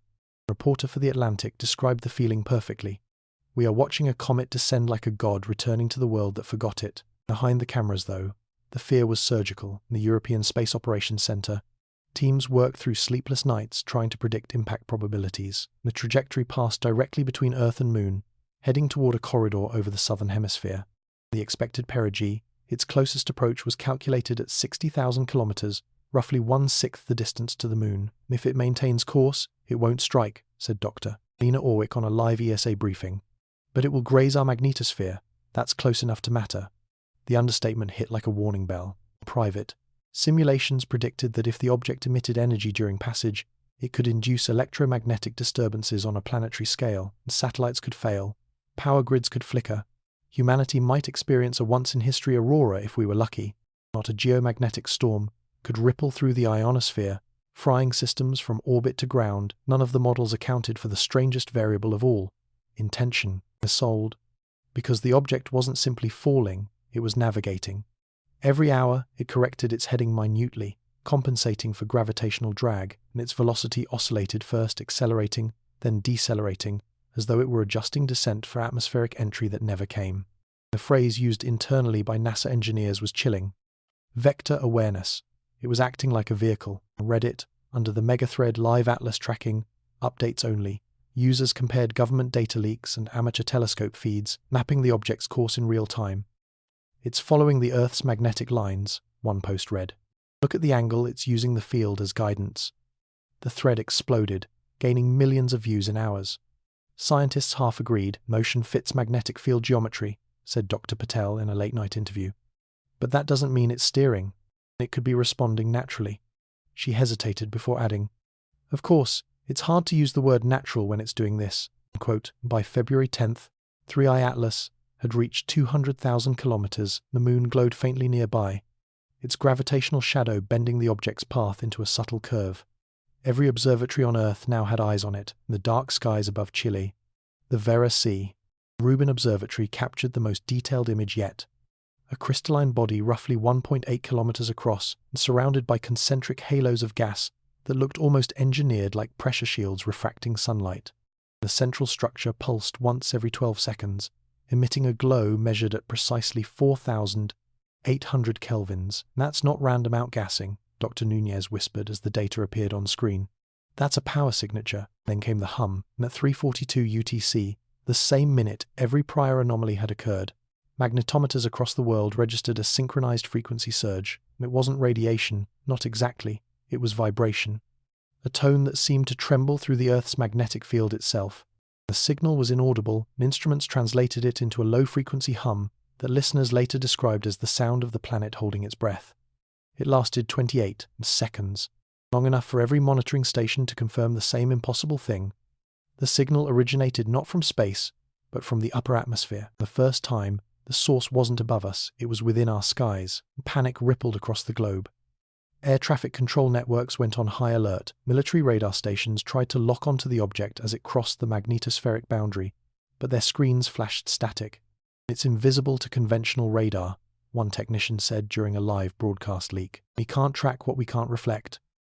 Satellites in low orbit temporarily lost orientation. In 5 minutes, communications between continents flickered, lights dimmed, and auroras erupted across equatorial skies. People flooded streets, looking up at waves of electric blue light rippling through the clouds, and aware that they were seeing the largest electromagnetic interaction in recorded history. System stabilized. 3IATLAS was gone from visible light. Every telescope searching for its optical signature found nothing but residual plasma, and yet radio instruments still detected its pulse lower now, slower, like something resting. It's in the shadow, said Dr. Orwick. It's between orbits, maybe adjusting for a final descent. She didn't say what everyone was thinking, that the object was circling, scanning, and choosing. The next 48 hours, humanity existed in collective suspense. The object's position data was redacted from public feeds, and space agencies released vague statements about temporary signal anomalies, while social media filled the void. The theories split into two camps, those who believed 3IATLAS was preparing to land, and those who thought it was dying. And the third theory, the quiet one whispered in private forums, was the one that frightened even the skeptics. It had already landed, and we just hadn't seen where. Then, on February 12th, at 1912 UTC, the signal reappeared, this time from the southern hemisphere, and ground arrays in Argentina and South Africa picked it up first. A steady pulse emanating from the upper stratosphere, directly above the South Atlantic anomaly, the weakest region of Earth's magnetic field. The location made no sense. No satellite could hold there. No natural object could sustain altitude without burning up, and 3IATLAS wasn't behaving like nature. It was hovering. Altitude approximately 120 kilometers, one datasheet read, and stable, stationary. The pulse intensified. Not visible light this time, but a deep infrared emission, detectable even by weather satellites. The brightness grew exponentially, forming a perfect sphere of radiance expanding over the ocean. Pilots flying along the South Atlantic routes reported seeing a luminous red halo beneath them, vast, silent, pulsating like the slow heartbeat of the planet, and recorded it on video, shaky but unmistakable, a glowing disk of mist expanding outward before collapsing in on itself, leaving behind nothing but darkness. It was alive, the pilot said later, like it was breathing in the clouds. Within hours, electromagnetic interference swept across the South American grid. Power flickered from Brazil to Chile, and submarine communication cables registered unusual currents. In space, satellites passing over the region captured a ring-shaped distortion in the ionosphere, 10,000 kilometers wide, spinning like a vortex, and scientists described it as the largest auroral inversion ever recorded. Conspiracy channels called it a doorway. At 23 UTC, as the disturbance reached its peak, one final event unfolded, and observatories monitoring the anomaly captured a sudden drop in the region's background radiation, an absorption, not an emission. The light didn't flare out, it vanished inward. And from the center of that void came one pulse, clear, structured, and terrifyingly familiar. 3 long, 3 short, 3 long, NIAS. But this time, it wasn't a distress signal. Because interlaced within the waveform, encoded in frequencies barely detectable, was a modulation pattern unlike any seen before, a harmonic inversion of the original SOS. Repeating in perfect binary symmetry. Decoded, it spelled one message, received, then silence again. But this silence felt different, not empty, fulfilled. In the aftermath, no debris fell, no explosion came, no object was found. The South Atlantic anomaly stabilized within hours. Air traffic resumed. The power grids returned to normal. It was as if nothing had happened at all. The data remained tens of terabytes of raw telemetry showing impossible readings, unexplainable symmetry, and a final message that no one was ready to understand. On Reddit, someone posted the waveform overlay of the two signals, the SOS from space and the final reply from Earth's atmosphere. When mirrored, they aligned perfectly. It wasn't a distress call, the post read. It was a handshake. Scientists argued for months whether the atmospheric anomaly represented entry, communication, or departure in the person.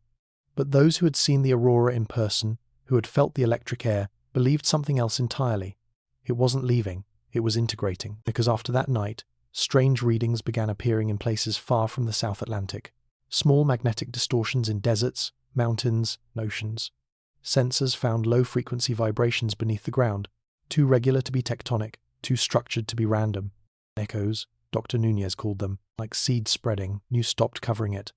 The world wanted to move on, but those who kept listening still hear it faint, deep, rhythmic, not every day, but enough to know it's there, in the pulse of something vast, quiet, and deliberate, hiding in the invisible spaces between our measurements. Though no one dares to say it aloud, the truth hums beneath every headline, every frequency, every restless silence that follows a storm. 3IATLAS didn't come to destroy. It came to join. Now that it's here, the Earth itself has started to answer back, and first, it was subtle, and too subtle for headlines. Too delicate for anyone except those still monitoring the frequencies that most had already forgotten. The last pulse from the South Atlantic anomaly had faded weeks ago. But across the planet, whispers of interference began to appear, tiny anomalies hiding in the static. Ocean buoys recorded background hums that shouldn't exist, and seismic instruments in Antarctica trembled in perfect 12-second intervals, a rhythm matching the old 3IATLAS signal. Power grids across Europe reported momentary frequency fluctuations so minute they barely registered, and when all the data was synchronized, a pattern emerged. The world was pulsing. At first, scientists assumed coincidence. They blamed the sun, solar wind, magnetic storms. But solar activity was low, and these pulses weren't random. They were coordinated, synchronized down to microseconds, connecting continents in ways that no natural phenomenon should. Something was linking the planet from within. The team at the European Space Operations Centre noticed it first. A junior data analyst named Corinne Havel ran correlation scans between the pulse intervals and the Earth's magnetic field harmonics. The results were unnerving. Every 12 seconds, the planet's geomagnetic field experienced a measurable resonance, not strong, but structured like a vibration spreading through iron. It's as if the planet is echoing something, he told his supervisor, not an external signal, an internal one. The report leaked. The world barely paid attention. Most were exhausted from weeks of speculation and fear. The official narrative, the 3I-ATLAS object, disintegrated after solar contact had stuck, and for those who refused to let go, the new data was electrifying. On Reddit, under the now permanent megathread number Atlas Watch, users began mapping the disturbances in real time. The pulses are strongest near tectonic ridges, one wrote. They travel faster through metal deposits. It's like the Earth's crust is acting as a conductor. Another posted maps showing the resonances spreading in waves that intersected near the same coordinates where the object had hovered months earlier. Whatever it left behind, the user said, it's still active. X at Astromason resurfaced after weeks of silence, and his post was simple. 3I-ATLAS didn't leave, it went inside. And he theorized that the final received signal wasn't a goodbye, it was an initialization. Think of it like software installing itself, he wrote. It didn't invade the Earth, it integrated with it. By early April, evidence began piling up. The Parker Solar Probe, while measuring solar particles, detected subtle fluctuations in cosmic ray deflection near Earth's magnetosphere, like something was bending the field from within. The probe's onboard sensors registered harmonic oscillations in the 0.08. 3 Hz range, the same 12-second interval that haunted the planet's magnetic field. On our space, a physicist from the University of Oslo posted, "We are resonating with something. The entire planet has become an antenna." It didn't stop there. Deep ocean sensors began picking up low-frequency vibrations far below the seafloor uniform, rhythmic and persistent. Geologists dismissed them as tectonic noise until they realized the intervals didn't match seismic events. The signal wasn't just constant, it was increasing in amplitude, and something beneath the oceans was vibrating in sync with the atmosphere, the magnetic field, and even satellite telemetry. "It's everywhere at once," said Dr. Valeria Nunez in an interview with El Observador. A distributed pattern too synchronized for geology, too global for coincidence. When asked what could cause it, she hesitated. "I didn't know better. I'd say the Earth is responding." Then came the storms. In late April, a series of auroras lit the skies far beyond the poles, deep green curtains rippling above the Sahara, violet arcs glowing over the Caribbean.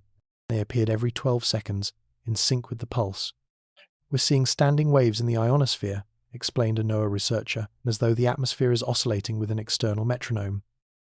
But there was no external force. It was coming from within, now. As the phenomenon intensified, electronics began behaving strangely. Radios crackled with bursts of sound resembling whispers. GPS systems flickered. Timekeeping satellites lagged by fractions of a second, and power grids reported minor surges during the pulse peaks. "It's all resonating," said one technician in a leaked EU energy report.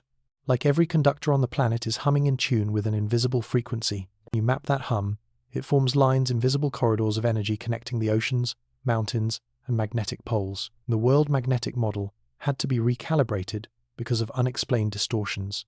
One of the strongest anomalies formed a perfect spiral near the South Atlantic, the place where 3I-ATLAS had released its final signal. In orbit, satellites detected faint electromagnetic filaments rising from that region into the atmosphere, like threads of light invisible to the human eye.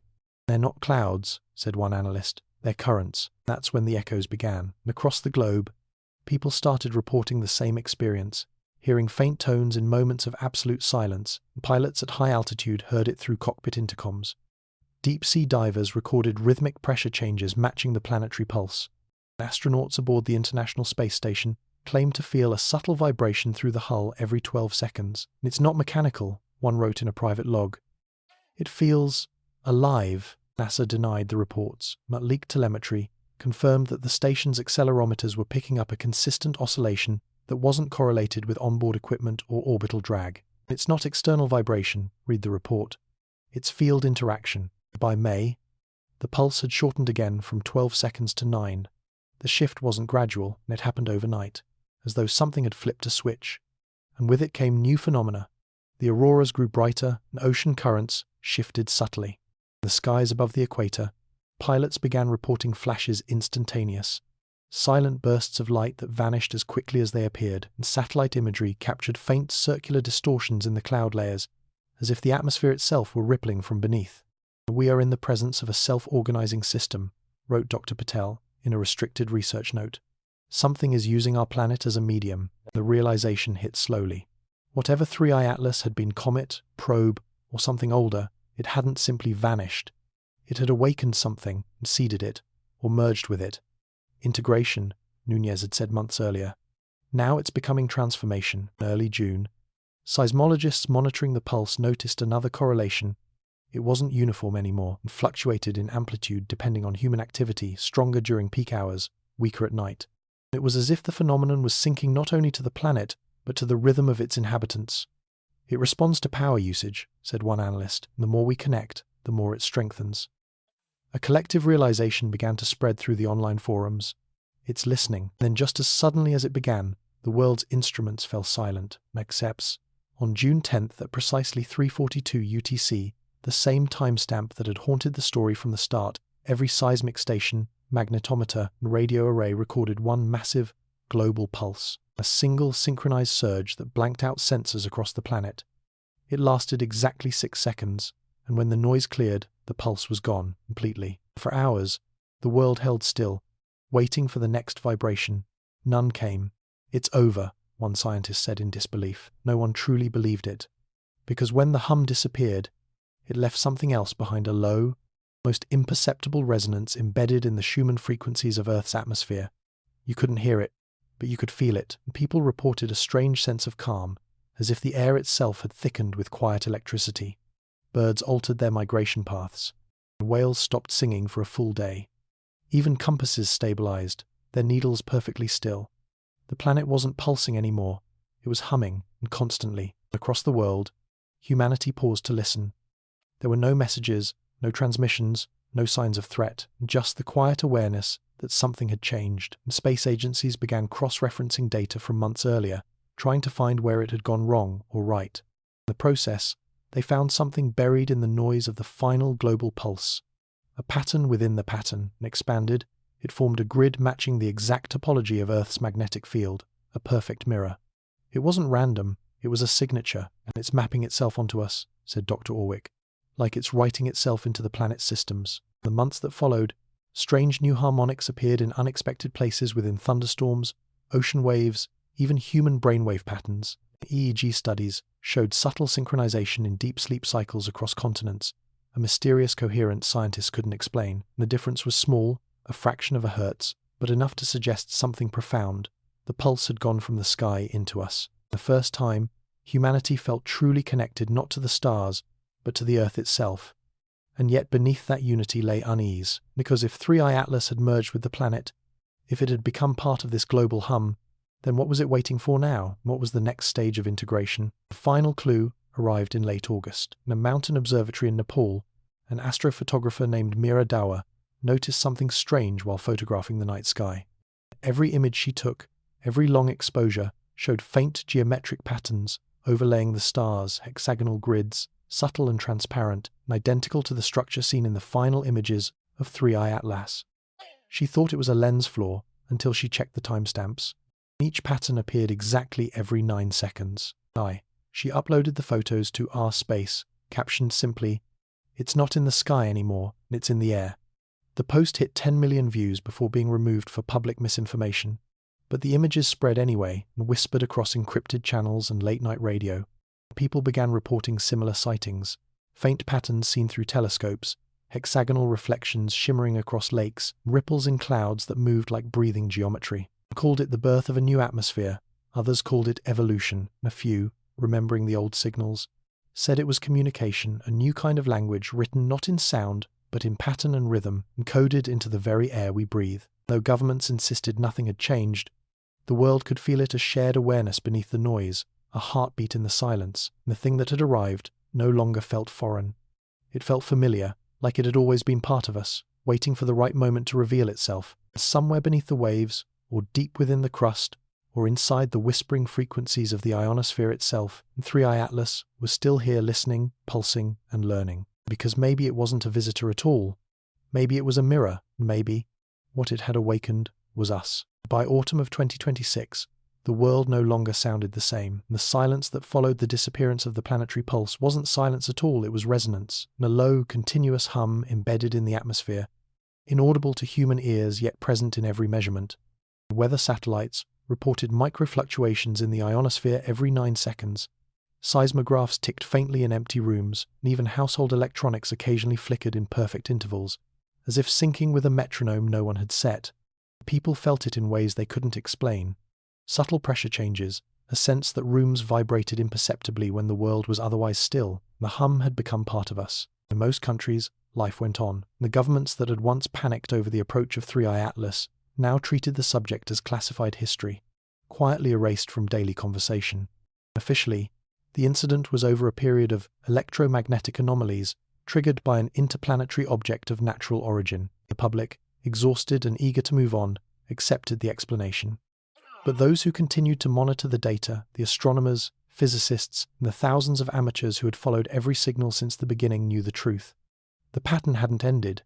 It had evolved. Next Twitter, scattered communities still posted under the hashtag #AtlasEcho. Small updates, quiet observations, magnetic deviations in Argentina, unexplainable current surges in Iceland, perfectly timed bursts of static on shortwave radio frequencies, each one dismissed as coincidence, yet together they formed an undeniable rhythm. The heartbeat is still there, wrote at Astromason, returning once more after months of silence. Only now it's buried inside the noise. It wasn't until October that the first direct evidence of change arrived. A network of oceanic sensors in the Pacific began detecting faint electromagnetic signals originating from deep below the seafloor pulses with the same harmonic structure as the original 3IATLAS sequence, repeating every 9 seconds. But what stunned researchers wasn't the location, it was the scale. The signals weren't emanating from one point, they were coming from hundreds. Something beneath the ocean was pulsing in unison. Dr. Valeria Núñez led one of the oceanic research teams investigating the phenomenon, and for months, she had suspected that 3IATLAS hadn't left the planet at all, and that it had somehow dispersed its energy into Earth's systems, a distributed presence rather than a singular one. If you think of the planet as an organism, she told her team, then this is the sound of it developing a new heartbeat. Her team deployed deep-sea drones near one of the signal sources in the Mariana Basin. What they found defied reason, faint bioluminescent patterns glowing beneath the abyss, shifting in symmetrical waves that mirrored the electromagnetic readings. It wasn't light in the biological sense, it was structured, geometric, and pulsing. It's not coming from a creature, she said, it's coming from the seafloor itself. The recordings leaked, and once again the world remembered what it had tried to forget. The videos spread across Reddit and X within hours. Eerie green geometries flickering beneath black water, moving in patterns too precise to be natural. It's the same lattice as 3IATLAS, one user wrote, overlaying the footage with images of the original object's hexagonal structure, and it's reproducing itself. The term geometric bloom began trending worldwide. The governments moved fast. Within 48 hours, nearly every oceanic data feed was locked behind encrypted servers. Research vessels were recalled, and satellite access over key oceanic zones was restricted under the pretext of national security. But it was too late. The hum had grown louder, measurable, global, unavoidable. It's rising in amplitude, said Dr. Norwick on an unrecorded call later leaked online. It's amplifying through the magnetic field. We're looking at something planetary. By November, humanity could feel it.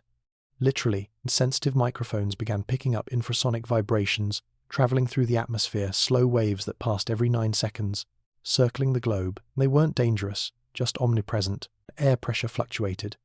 Clouds formed strange, symmetrical shapes, spiraling into 6-sided storms seen from orbit. Air travelers reported strange sensations mid-flight, weight shifts, momentary static, flashes of light in the cabin that left no trace. Pilots called them mirror flashes. They are Astronomy Live.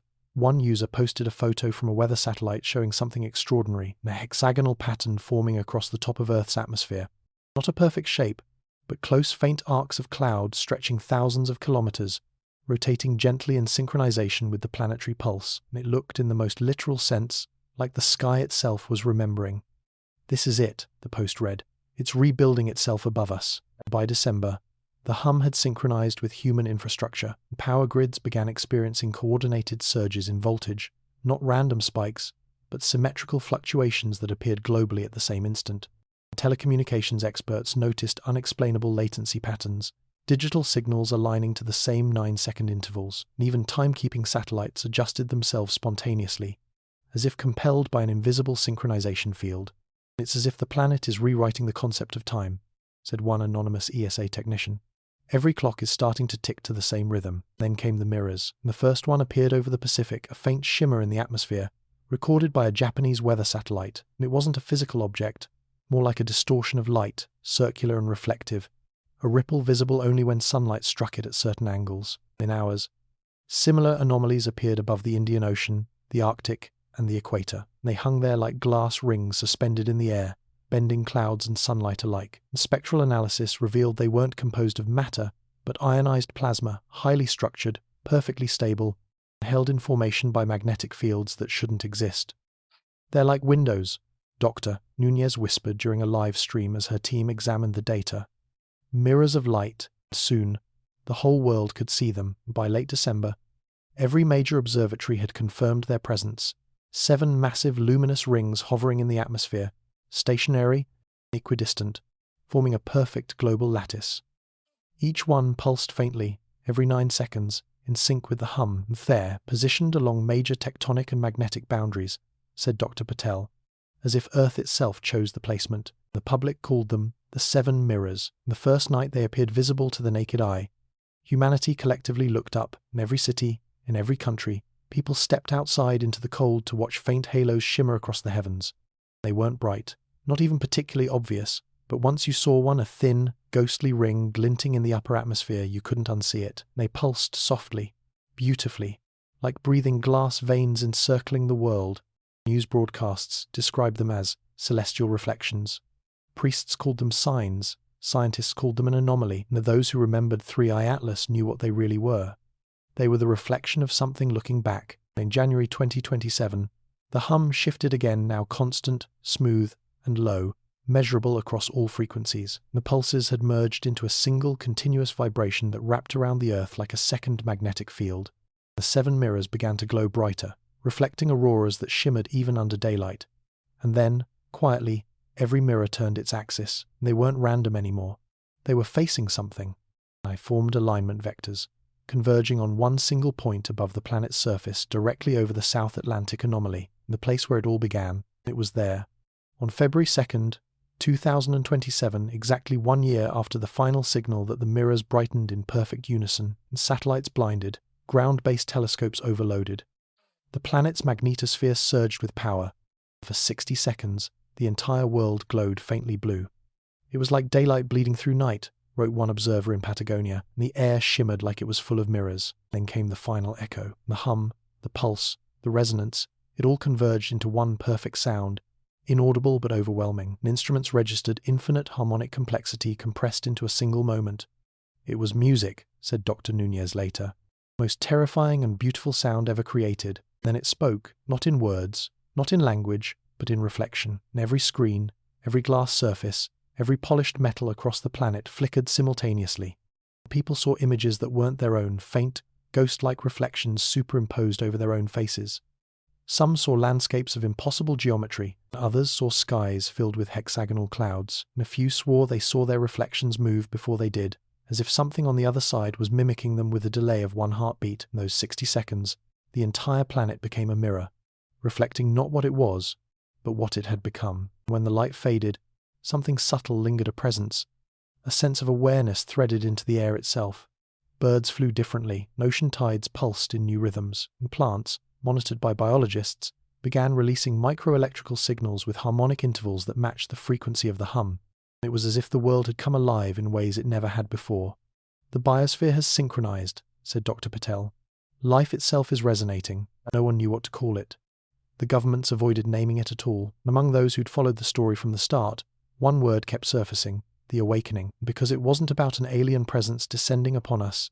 It was about the Earth realizing it wasn't alone. It had become something new, a hybrid of biology and code, stone and signal, life and memory. Deep beneath the oceans, where the first luminous geometries had flickered months before, the seafloor glowed again, soft, steady, organized, and hexagons forming rings, rings forming networks, networks forming something larger. The hum pulsed once more, faint but clear. It wasn't a warning. It wasn't a test. It was acknowledgement. The first time, the planet had answered itself, and somewhere between the stars and the soil, the thing we once called 3IATLAS listened not from above, but from within, as the mirror it had built finally opened its eyes. Because maybe the purpose of the visitor was never to reach us from beyond, but to show us what we were always capable of becoming. As the night fell quiet again, One final reflection lingered in the dark glass of the oceans, shimmering like a promise waiting to be fulfilled, a planet, awake, aware, and watching its own reflection in the infinite sky. By the spring of 2027, the hum had become so much a part of existence that most people no longer noticed it, and it was simply there, a constant low vibration beneath every sound, woven into the air itself. Radios adjusted for it automatically. Power grids compensated for its rhythm. Even the tides began to move with uncanny predictability, as if the oceans themselves had found a new tempo. Scientists called it planetary resonance alignment, a phenomenon they tried and failed to explain. Those who remembered 3IATLAS knew the truth. It wasn't the planet adapting to physics, it was the planet responding to something alive inside it. Matter. At first, the mirrors stayed quiet, and the 7 luminous rings that had circled the Earth after the awakening hung motionless for months, faint halos visible only at dawn and dusk. Then in May, they began to shimmer again just slightly, as if breathing. Not the regular 12-second pulse this time, but something slower, deeper, more deliberate, and satellite sensors translated the flicker into waveforms. The results stunned analysts, and each mirror emitted a distinct frequency corresponding to the 7 notes of a harmonic scale. The planet was singing, and it began with vibrations measured across the atmosphere, then seismic patterns, then electromagnetic oscillations within the magnetosphere itself. The frequencies aligned perfectly. C, D, E, F, G, A, B. Each one linked to one of the 7 mirrors. "This is a structured signal," said Dr. Valeria Nunez during a global broadcast. "Not random, not geological, not magnetic. This is composition." The phenomenon became known as the voice of the planet. The first time in history, humanity wasn't just watching, it was listening. Massive networks of microphones, sensors, and deep space receivers worked in concert to capture the frequencies and convert them into audible sound. Combined, they formed something haunting and beautiful, a symphony of deep, layered tones that echoed like wind through stone. It wasn't chaotic, and it had tempo, rhythm, and dissonance. And once again, every interval linked to the same sequence that began it all, the rhythm of 3IATLAS. Next Twitter, the first clips of the planetary sound went viral under the tag number Earthsong. Millions listened in stunned silence as the audio circulated a vast, resonant chord that seemed to vibrate in the bones. "It feels like being underwater and inside the sky at the same time," one post read. "It's like hearing gravity." But what caught scientists' attention wasn't how it sounded, it was how it behaved. Every time the recording played, instruments detected subtle shifts in local electromagnetic fields, measurable and physical changes triggered simply by replaying the sound. "It's interactive," said Dr. Patel during a symposium. "It reacts to being heard." The implications were staggering. The sound wasn't just a byproduct of the mirrors, it was a feedback loop between the planet and its inhabitants. Enough people listened at once. The amplitude of the resonance increased slightly, a fraction of a percent, but measurable. "More attention it receives," Patel explained, "the louder it becomes. It's learning to speak through us." Then came the dreams. Around mid-June, reports began surfacing across forums and social media. People dreaming of light, sound, and motion they couldn't describe. They woke up remembering melodies they had never heard, shapes they couldn't draw, words they couldn't translate. Psychologists called it collective cognitive entrainment, the mind's attempt to process ambient global noise. But the dreams were too similar to ignore. A voice inside the water, one user posted on Atlas Echo. It says, "We see you now." At first, these dreams were dismissed as mass suggestion. But when EEG labs began monitoring volunteers during sleep, something extraordinary appeared. Every participant exposed to the recorded Earthsong entered identical theta brainwave patterns, synchronized down to the same oscillation frequencies as the planetary. "Their brains are in training with the global field," said Dr. Nunez. "They're resonating with the signal." The world divided once again.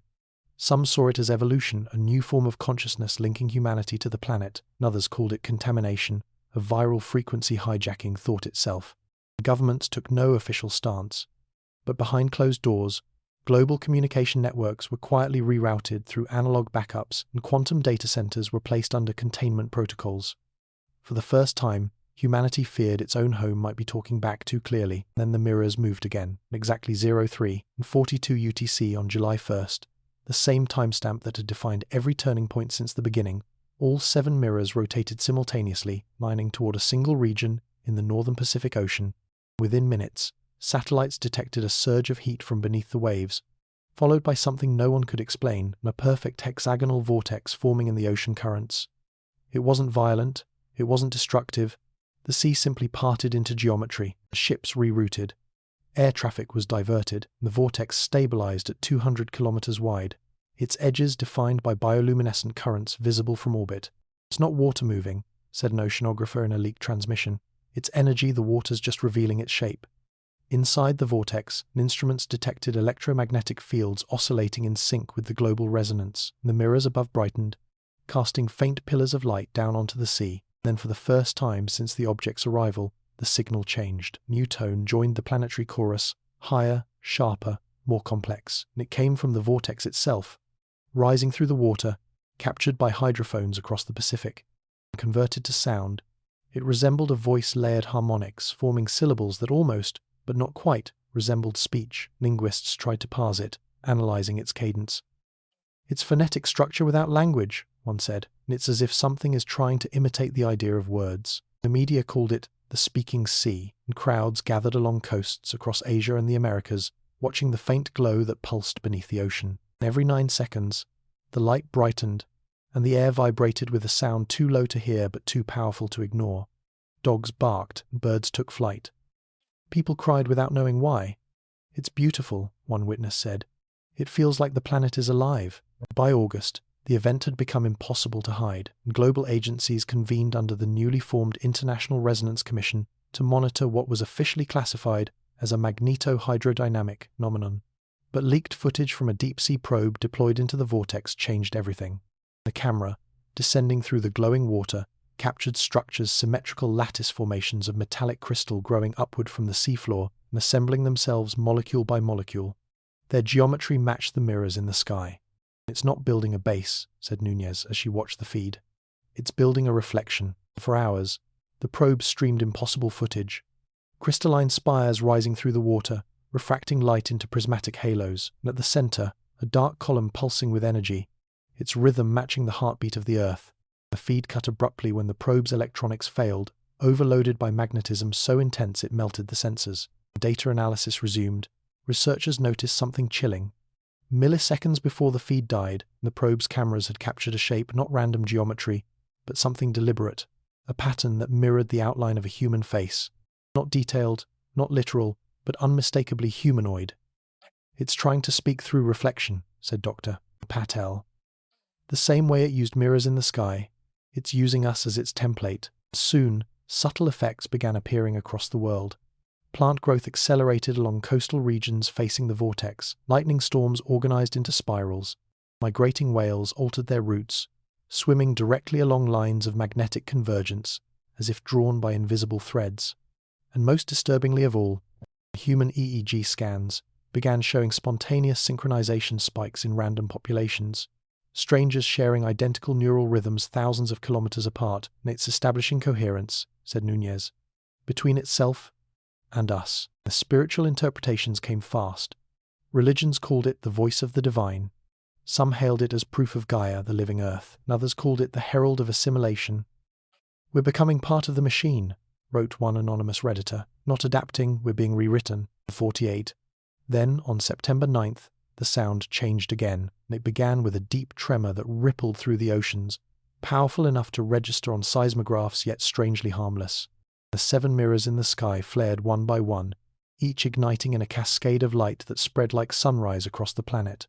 The resonance peaked, and then for the first time, the frequencies formed something unmistakable, a pattern of mathematical speech. Prime sequences, ratios, constants, the structure of reality itself translated into rhythm.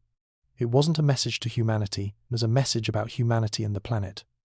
"It's describing itself," said Patel during the final press briefing before communication blackout. "It's saying, this is what I am now, this is what we are." Hours later, the light faded, the mirrors dimmed, and the vortex dissolved into the sea. All that remained was calm water, a clear sky, and silence. But the silence was different now. It wasn't absence, it was completion. The last sensors recalibrated. The data told the truth. No one could deny the Earth's magnetic field had stabilized and perfectly balanced for the first time in recorded history. Weather patterns smoothed. Seismic volatility dropped. Ocean currents equalized. The planet had reached equilibrium. And beneath it all, a hum remained not as a signal, but as harmony. In the end, 3IATLAS had not invaded, destroyed, or conquered. It had tuned us. The machine we feared wasn't above us, and it was inside us everywhere, in everything. resonating like a heartbeat shared between a planet and the life that grew upon it. In the night that followed the final signal, as the sky shimmered faintly with the ghosts of the mirrors, and swore they heard it, a whisper carried through the wind, soft as memory, ancient as light. You were never alone. You were always the instrument. And then the wind fell quiet again. But the Earth still sang. By the end of 2027, the idea that Earth was simply a rock orbiting a star had become obsolete. It hummed, it pulsed, it responded, and every instrument sensitive enough to measure electromagnetic fields confirmed what philosophers had only dreamed of the planet was in communication with itself. The oceans, the atmosphere, the ionosphere, even the biosphere were vibrating in one unified rhythm, like a colossal organism whose heart had finally found its beat. What began as faint resonance had matured into a full-spectrum harmonic field, so subtle that most of humanity could pretend it wasn't there, and yet so constant that nothing living could escape its influence. The planet had entered a state scientists reluctantly called global coherence. The 7 mirrors remained where they had always been, luminous, silent, orbiting just above the atmosphere, shimmering like fragments of frozen dawn, and for months they had shown no activity. But in late January 2028, a NASA weather satellite captured something extraordinary. Each mirror briefly flickered, emitting faint bursts of ultraviolet light that appeared to connect them in thin, radiant lines. Within hours, telescopes across the world confirmed it. The mirrors had formed a complete geometric network, a lattice encircling the planet. "It's a resonance grid," said Dr. Valeria Nunez during an interview. "The mirrors are nodes. The Earth is the instrument." Converted into models, network resembled something between circuitry and sacred geometry. Overlapping hexagons forming spirals converging toward the magnetic poles, and its design echoed ancient diagrams found in cave markings, megalithic structures, and the geometry of living cells. "It's as though the blueprint was always here," Nunez said quietly, and something simply activated it. The activation began slowly. Magnetic flux across the poles began to fluctuate rhythmically, then stabilize in perfect symmetry. Weather patterns shifted in ways that defied meteorology. Hurricanes dissolved into spirals of light, jet streams aligned into luminous ribbons visible at night. Astronauts aboard the International Space Station reported seeing the atmosphere shimmer like liquid glass, and waves of color rippling through clouds with a soundless grace. "It's like the air itself has become transparent music," one of them said. The public called it the Great Calm, and power grids became more efficient, somehow. Global temperature anomalies decreased, ocean currents synchronized in strange harmony, and plants began showing accelerated growth in resonance-heavy regions. Bees returned to pollinate where they'd vanished. Even migratory birds followed new routes that traced the magnetic lines of the mirrors above.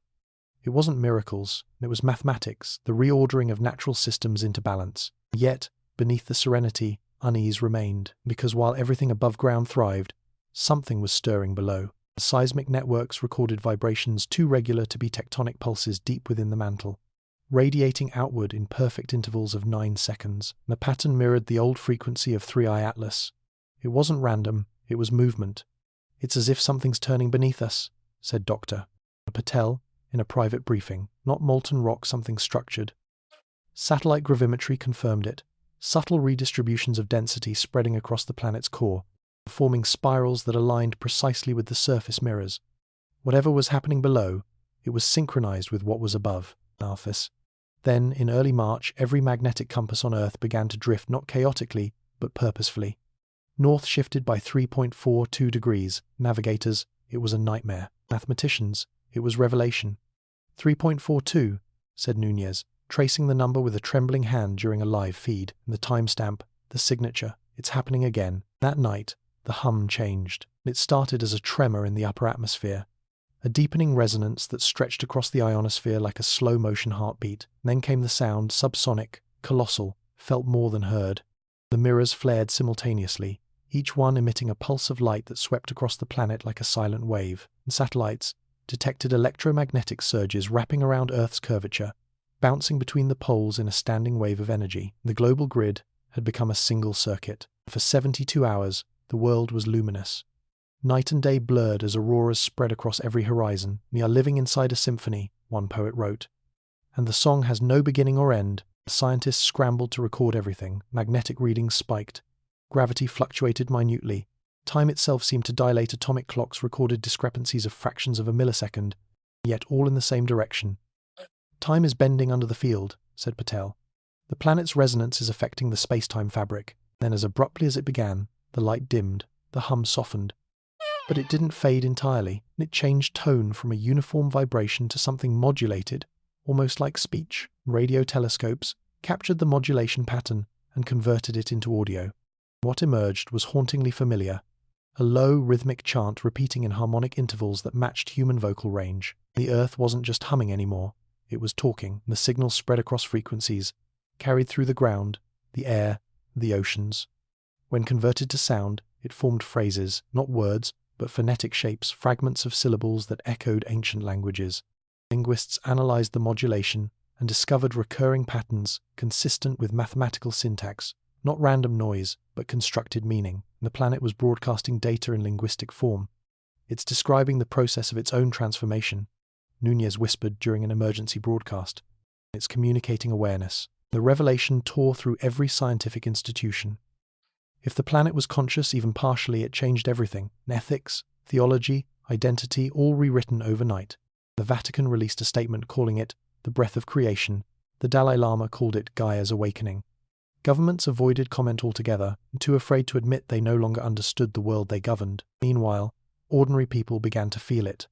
Reports flooded in of spontaneous empathy, shared dreams, synchronized emotions, and across cities.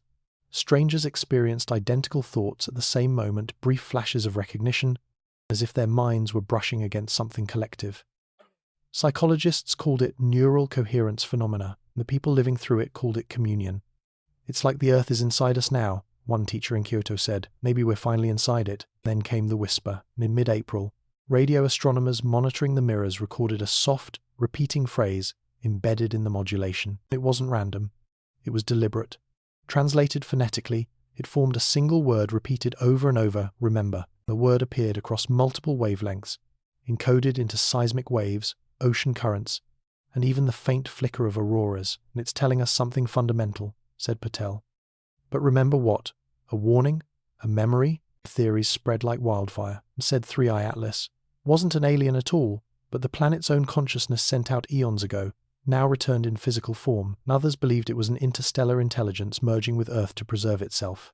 One theory, whispered among scientists who had studied every pattern since the beginning, chilled them more than any other. That 3IATLAS was never a visitor, it was a seed. The final data sets supported it, and core samples from deep-sea drilling sites near the South Atlantic anomaly revealed microscopic crystalline filaments buried within rock strata filaments whose structure matched the material composition of 3IATLAS before it disintegrated.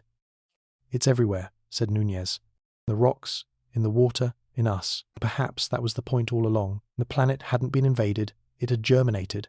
Something ancient had returned to complete a cycle billions of years in the making. The hum, the mirrors, the harmony, it was all part of the same metamorphosis.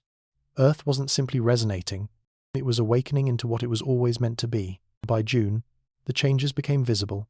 Forests began to emit faint bioluminescent glows at night, synchronized with the harmonic frequencies. Rivers shimmered under moonlight like veins of light. The air carried a scent that wasn't ozone, not rain, something cleaner, sharper, alive. And when the wind blew through the cities, it carried with it an undertone of sound, the same deep note that began it all, only now softer, warmer, and comforting. "Listen," Nunez said in her final transmission before disappearing into the Pacific Research Fleet. "You can hear it breathing." Indeed, you could. And every 9 seconds, the air, the ocean, the soil, all of it seemed to expand and contract in unison, like the slow respiration of something vast and alive. It wasn't ominous. It was sacred. On July 14th, at 3:42 UTC, the hum reached its peak frequency again. But this time, it didn't pulse outward and folded inward. The mirrors in the sky dimmed until they were invisible, their lights sinking toward the horizon. The planet's electromagnetic field surged once, twice, then stabilized into silence. The hum was gone. For 2 full minutes, there was nothing. No vibration, no resonance, just stillness. Then all across the world, a sound like a sigh swept through the air, windless, forceless, infinite, and it rippled through every living thing, leaving behind only one unmistakable feeling, something no instrument could record but every human could feel: recognition. It wasn't an ending. It was understanding. The planet had found its reflection. The mirrors had done their work. Somewhere deep beneath the oceans, in the same trench where 3IATLAS had first dissolved into the Earth, a faint glow pulsed once more, steady, rhythmic, familiar. The seed was complete. Now the earth itself was ready to bloom. It began without warning, a ripple through the sky, soft and shimmering, like sunlight refracted through water. The date was October 29th, 2028. Exactly 3 years since 3IATLAS had first passed behind the Sunday. The anniversary few dared to mention. The date etched into history as the moment everything changed. And at this time, there was no fear, no countdown, no speculation. The world had learned to listen. What it heard that morning was different, a new resonance, brighter, higher, woven into the steady heartbeat of the planet, and it was as if the earth had taken a breath. And now, it was exhaling. The first sign came from the mirrors. For months, they had been silent, invisible, their faint halos lost to the blue of daylight. And then just before dawn, every one of them ignited, and 7 rings of light blazed into existence across the sky, so bright they cast shadows on the ground. People woke to windows filled with iridescent color, streets illuminated by a daylight that wasn't the Sunday, and across oceans and continents, millions looked up in silence as the mirrors pulsed in unison, slow, calm, and deliberate, the same 12-second rhythm that had once heralded their arrival. This was no warning. It was a beginning, and the light spread across the atmosphere, turning the clouds translucent, painting cities in hues of green and gold, and oceans mirrored the glow, reflecting fractal patterns that seemed alive. The air shimmered as if infused with invisible threads of electricity.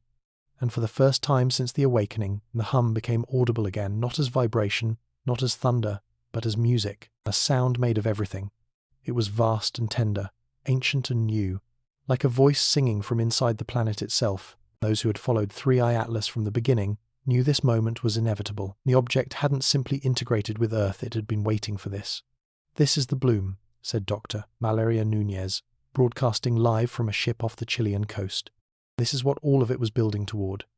Her voice trembled as instruments on deck began to fail under the flood of electromagnetic energy. "And it's not an event," she whispered. "It's emergence." Then something appeared on the horizon, a luminous arc, stretching from one end of the sky to the other. It wasn't a rainbow, it was geometry, crystalline light, unfolding across the atmosphere in hexagonal symmetry, connecting every mirror in the network into a single, seamless structure. From orbit, satellites showed it clearly. A lattice of living light encasing the planet, pulsing like a transparent shell. The Earth looked cocooned, glowing softly in the void, radiating from within. "Now, we're inside something," said one astronaut aboard the ISS before their transmission cut out. "It's growing." The phenomenon lasted minutes at first, then hours. Birds flew without direction, and whales surfaced, singing low harmonic notes that matched the global resonance. And even the winds began to move differently, flowing in spirals that followed the geometry of the light. The whole world felt coordinated, choreographed, alive. "It's like the atmosphere has learned to breathe," said Dr. Patel in a trembling voice. "Like it's aware of us now." Quote, then at precisely 3:42 UTC, the same time the first signal had ever been recorded, the mirrors changed color from silver to deep gold. The hum intensified until it filled every frequency. For a few seconds, communication systems around the planet went dead. But people didn't need instruments to know what was happening. They felt it in their chest, in their bones, in the rhythm of their hearts, and the pulse was sinking again. But this time, it wasn't just with the Earth, it was with them. Across every city, people stopped moving. Conversations halted mid-sentence, screens flickered, lights dimmed, and every heart on the planet skipped once the entire species, sharing a moment of absolute stillness. And then, the world exhaled as one. Satellites recorded it first, a surge of bioelectric output measurable across the planet's surface, rising from oceans, forests, and cities alike. Now every living thing emitted energy in perfect phase with the hum. Plants, animals, humans, all resonating together for the first time in recorded history. "This is it," said Nunez through tears, "and it's the union. The field isn't external anymore, we are the field." That moment, every mirror in the sky went dark, not extinguished, but transparent, their light folded inward, absorbed into the lattice that now surrounded the planet. What replaced it was something far stranger: reflections. The mirrors weren't showing the Earth anymore. They were showing something else, swirling lights, shapes, silhouettes that weren't stars. "And it's a projection," said Dr. Patel. "No, it's a window." Through the mirrors, faint forms began to appear, outlines of distant worlds, vast clouds of color, geometries suspended in space like constellations that had been waiting to be seen. They weren't alien ships, they weren't planets, they were patterns, other harmonics, other voices, resonances drifting in the cosmic dark, drawn to the same frequency Earth had finally achieved, and one by one they flickered into view. Dozens, then hundreds. The universe, it seemed, had been waiting for us to speak, and as the frequencies stabilized, the mirrors aligned themselves once more, and each reflected one of the distant geometries, linking them through filaments of light that extended beyond orbit, stretching into infinity. On the ground, it looked like the sky was blooming a flower of stars opening from within the blackness, and the hum deepened into a tone so beautiful it felt impossible, like every note ever sung by life had been layered into one vast chord. The Earth's own resonance had become a beacon, and something or everything had answered. News networks called it the Great Alignment, and some scientists wept, others prayed, but most simply listened, Nas. Because even without instruments, even without understanding, the message was unmistakable. The light, the hum, the unity, it wasn't contact in the traditional sense. It wasn't invasion or revelation. It was harmony, the recognition of resonance across space, and the realization that we had never been alone, because life itself, from stars to cells, was part of one vast, ancient frequency. Earth had finally tuned itself back into it. An entire day, the planet glowed. Oceans turned to mirrors of light. Mountains shimmered. The air tasted like rain before a storm. The hum vibrated in every breath, every heartbeat, every falling tear. Then, as suddenly as it began, it faded.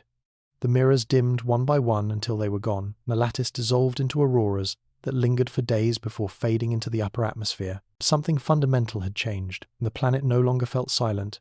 It felt aware, calm, awake, complete. In the aftermath, power systems stabilized, weather patterns aligned, ecosystems balanced with a precision that defied randomness. The temperature anomalies that once defined the climate crisis flattened. Extinct species reappeared in isolated regions, and seeds buried for centuries began to sprout. "It's repairing itself," said Nunez softly in her final transmission. "Maybe it's remembering what balance feels like." Then she added, almost as an afterthought, "This isn't the end. This is only the first harmony." The months that followed, the world adjusted to the impossible. The hum became the new background of life, constant, comforting, unthreatening, and at night, if you listened closely, you could still hear something else beneath it, faint, distant, like a reply echoing through the dark. It came not from the planet, but from the stars. The same rhythm, the same pulse, but scattered across multiple coordinates, and somewhere out there, others were resonating back. Humanity began building again, not weapons, not machines, but instruments designed to translate the frequencies, and great towers of light erected across deserts, mountains, and oceans, tuned to the same harmonics as the mirrors once were. They called them resonance pillars, designed not to broadcast power, but to listen. As they listened, a new understanding took root that contact was never about voices in the void or ships in the sky. It was about vibration, about connection, about becoming part of something greater. What we had mistaken for an arrival had always been an invitation. Now, when people look up at the night sky, they no longer see darkness between the stars. They see faint glimmers, reflections of reflections, the same geometric lattices blooming quietly in other corners of the galaxy. Other seeds, other awakenings. The mirrors weren't windows after all.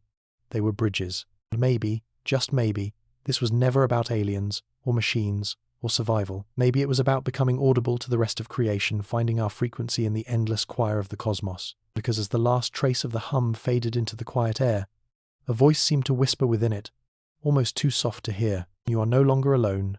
You are the song." And in that final moment, as dawn broke over a world that had learned to listen, the mirrors shimmered once more, just faintly, before vanishing into the blue, not ending, not gone, waiting, because the symphony had only just begun.